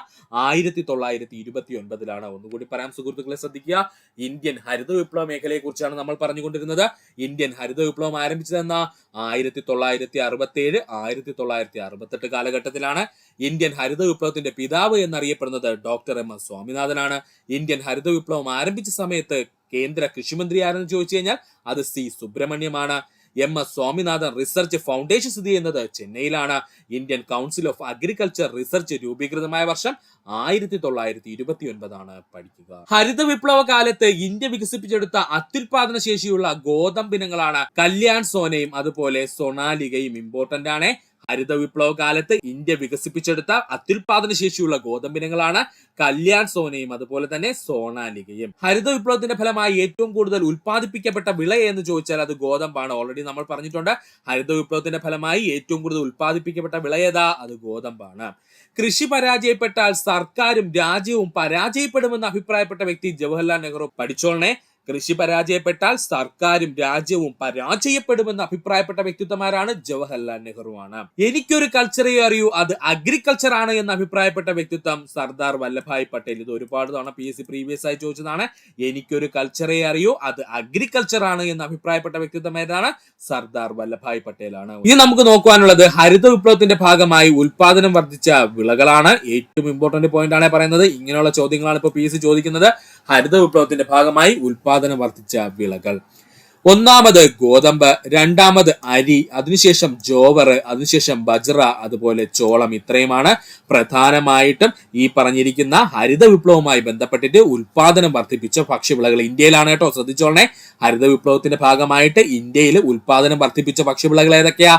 ഗോതമ്പ്, അരി, ജോവർ, ബജ്റ, ചോളം. ഒന്നുകൂടി പറയാം, ഗോതമ്പ്, അരി, ജോവർ, ബജ്റ, ചോളം എന്നീ ഭക്ഷ്യവിളകൾക്കാണ് ഹരിത വിപ്ലവത്തിന്റെ ഫലമായിട്ട് ഇന്ത്യയിൽ ഉൽപാദനം വർദ്ധിപ്പിച്ചത്. ഹരിത വിപ്ലവത്തിൽ നിന്നും ഒഴിവാക്കപ്പെട്ട വിളകൾ പഠിക്കുക ഇമ്പോർട്ടന്റ് ആണ്. ഹരിത വിപ്ലവത്തിൽ നിന്നും ഒഴിവാക്കപ്പെട്ട വിളകളാണ് നാടൻ ധാന്യങ്ങള്, എണ്ണക്കുരുക്കള്, പയറുവർഗ്ഗങ്ങൾ. ഇത് മൂന്നും പഠിച്ചോളണേ. ഹരിത വിപ്ലവത്തിൽ നിന്നും ഒഴിവാക്കപ്പെട്ട വിളകളായിരുന്നു നാടൻ ധാന്യങ്ങള്, എണ്ണക്കുരുക്കള്, പയറുവർഗ്ഗങ്ങള്. നാടൻ ധാന്യങ്ങള്, എണ്ണക്കുരുക്കള്, പയറുവർഗ്ഗങ്ങൾ എന്നിവ ഹരിത വിപ്ലവത്തിൽ നിന്നും ഒഴിവാക്കപ്പെട്ടിരുന്നു. പഠിക്കുക. ഒന്നുകൂടി പറയാം സുഹൃത്തുക്കളെ, ഹരിത വിപ്ലവത്തിന്റെ ഭാഗമായിട്ട് ഉൽപാദനം വർദ്ധിപ്പിച്ച ഭക്ഷ്യവിളകൾ ഏതൊക്കെയാണ്? ഗോതമ്പ്, അരി, ജോവർ, ബജ്റ, ചോളം എന്നിവയാണ്. ഹരിത വിപ്ലവത്തിൽ നിന്നും ഒഴിവാക്കപ്പെട്ട വിളകൾ ചോദിച്ചാൽ നാടൻ ധാന്യങ്ങൾ, എണ്ണക്കുരുക്കൾ, പയറുവർഗ്ഗങ്ങൾ എന്നിവയാണ് പഠിക്കുക. ഹരിത വിപ്ലവത്തിന്റെ ഫലമായി ഉൽപാദനം വർദ്ധിച്ച നാണ്യവിളകളാണ് എങ്കിൽ പഠിച്ചോളുക. അതാണ് പരുത്തി, ചണം, തേയില, കരിമ്പ്. ഇമ്പോർട്ടന്റ് ആണ്. ഹരിത വിപ്ലവത്തിന്റെ ഭാഗമായിട്ട് ഉൽപാദനം വർദ്ധിച്ച നാണ്യവിളകൾ ഏതൊക്കെയാണ്? പരുത്തി, ചണം, തേയില, കരിമ്പ്. ഒന്നുകൂടി പറയാം, ഹരിത വിപ്ലവത്തിന്റെ ഭാഗമായി ഉൽപാദനം വർദ്ധിച്ച നാണ്യവിളകൾ ഏതൊക്കെയാണ്? പരുത്തി, ചണം, തേയില, കരിമ്പ് എന്നിവയാണ്. കൂടുതൽ ഭക്ഷ്യവസ്തുക്കൾ ഉൽപ്പാദിപ്പിക്കുന്നതിന് വേണ്ടി മുന്നോട്ട് വെച്ച ആശയമാണ് നിത്യഹരിത വിപ്ലവം. ഇമ്പോർട്ടന്റ് ആണ്. അതായത് നമ്മുടെ ഇന്ത്യയില് ഒരുപാട് ജനസംഖ്യ ഇങ്ങനെ വർദ്ധിച്ചുകൊണ്ടിരിക്കുമല്ലേ. അപ്പൊ ആ ജനസംഖ്യക്ക് അനുസരിച്ചുള്ള ഭക്ഷ്യവസ്തുക്കൾ എന്ത് ചെയ്യണം? ഇന്ത്യ തന്നെ ഉൽപ്പാദിപ്പിക്കണം. അപ്പൊ അതിനു വേണ്ടിയിട്ട് നമ്മൾ കൊണ്ടുവന്നതാണ് നിത്യഹരിത വിപ്ലവം എന്ന് പറയുന്നത് കേട്ടോ. അപ്പോൾ കൂടുതൽ ഭക്ഷ്യവസ്തുക്കൾ ഉൽപ്പാദിപ്പിക്കുന്നതിന് വേണ്ടിയിട്ട് മുന്നോട്ട് വെച്ച ആശയം എന്ന് ചോദിച്ചാൽ നിത്യഹരിത വിപ്ലവമാണ്. നിത്യഹരിത വിപ്ലവം കൊണ്ടുവരുന്നതിന് കാരണം എന്തെന്ന് ചോദിച്ചു കഴിഞ്ഞാല് അത് നമ്മുടെ ജനസംഖ്യാ വർധനവാണ് കേട്ടോ. ശ്രദ്ധിക്കുക. നിത്യഹരിത വിപ്ലവം എന്ന ആശയം മുന്നോട്ട് വെച്ചത് ഡോക്ടർ എം.എസ്. സ്വാമിനാഥൻ തന്നെയാണ്. നിത്യഹരിത വിപ്ലവം എന്ന ആശയം മുന്നോട്ട് വെച്ചത് ആരാ? ഡോക്ടർ എം.എസ്. സ്വാമിനാഥൻ തന്നെയാണ്. എം.എസ്. സ്വാമിനാഥന്റെ പ്രശസ്തമായ പുസ്തകങ്ങളാണ് An Evergreen Revolution, An Evergreen Revolution, Wheat Revolution, Wheat Revolution, A Quest for a World Without Hunger, The Quest for a World Without Hunger. ഈ മൂന്ന് പുസ്തകവും PSC പ്രീവിയസ് ആയി ചോദിച്ചിട്ടുണ്ട്. അതുകൊണ്ട് ഇത് മൂന്നും പഠിക്കുക. എം.എസ്. സ്വാമിനാഥന്റെ പ്രശസ്തമായ പുസ്തകങ്ങളാണ് An Evergreen Revolution, Wheat Revolution, The Quest for a World Without Hunger, A Quest for a World Without Hunger. ഇത്രയും പ്രധാനപ്പെട്ട ടോപ്പിക്കുകളായിരുന്നു നമ്മൾ ഇന്ന് പഠിച്ചത്. ഇത്രയും നേരം ഈ വീഡിയോയുടെ സുഹൃത്തുക്കൾ എല്ലാവർക്കും നന്ദി, നമസ്കാരം. നിങ്ങൾക്ക് ഈ വീഡിയോ ഇഷ്ടമാണെങ്കിൽ നിങ്ങളുടെ സുഹൃത്തുക്കൾ കൂടി ഒന്ന് ഷെയർ ചെയ്ത് കൊടുക്കുക. അതോടൊപ്പം തന്നെ നമ്മുടെ ചാനൽ സബ്സ്ക്രൈബ് ചെയ്ത് സഹായിക്കുക. സബ്സ്ക്രൈബ് ബട്ടണോട് ചേർന്നുള്ള ബെൽ ബട്ടൺ അമർത്തി കഴിഞ്ഞാൽ നമ്മൾ എപ്പോഴും ചെയ്യുന്ന വീഡിയോകൾ തന്നെ സുഹൃത്തുക്കളെ നിങ്ങളിലെത്തുന്നതാണ്. സുഹൃത്തുക്കൾ എല്ലാവർക്കും നന്ദി, നമസ്കാരം. നല്ലൊരു ദിവസം നേരുന്നു.